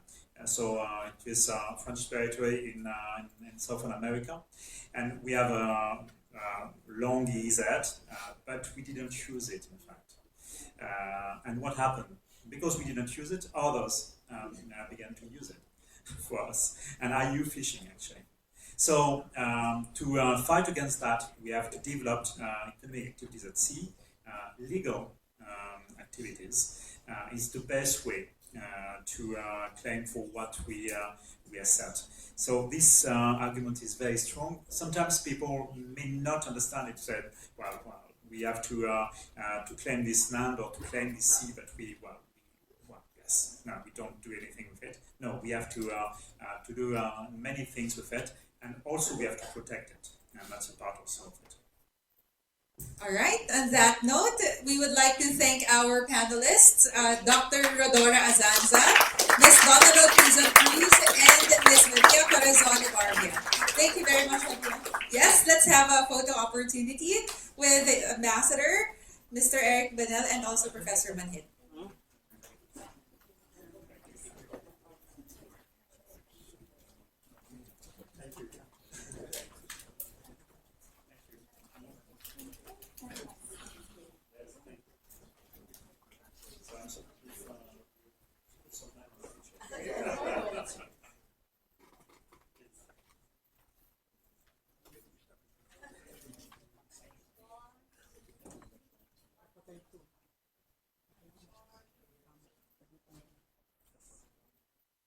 Yung projector.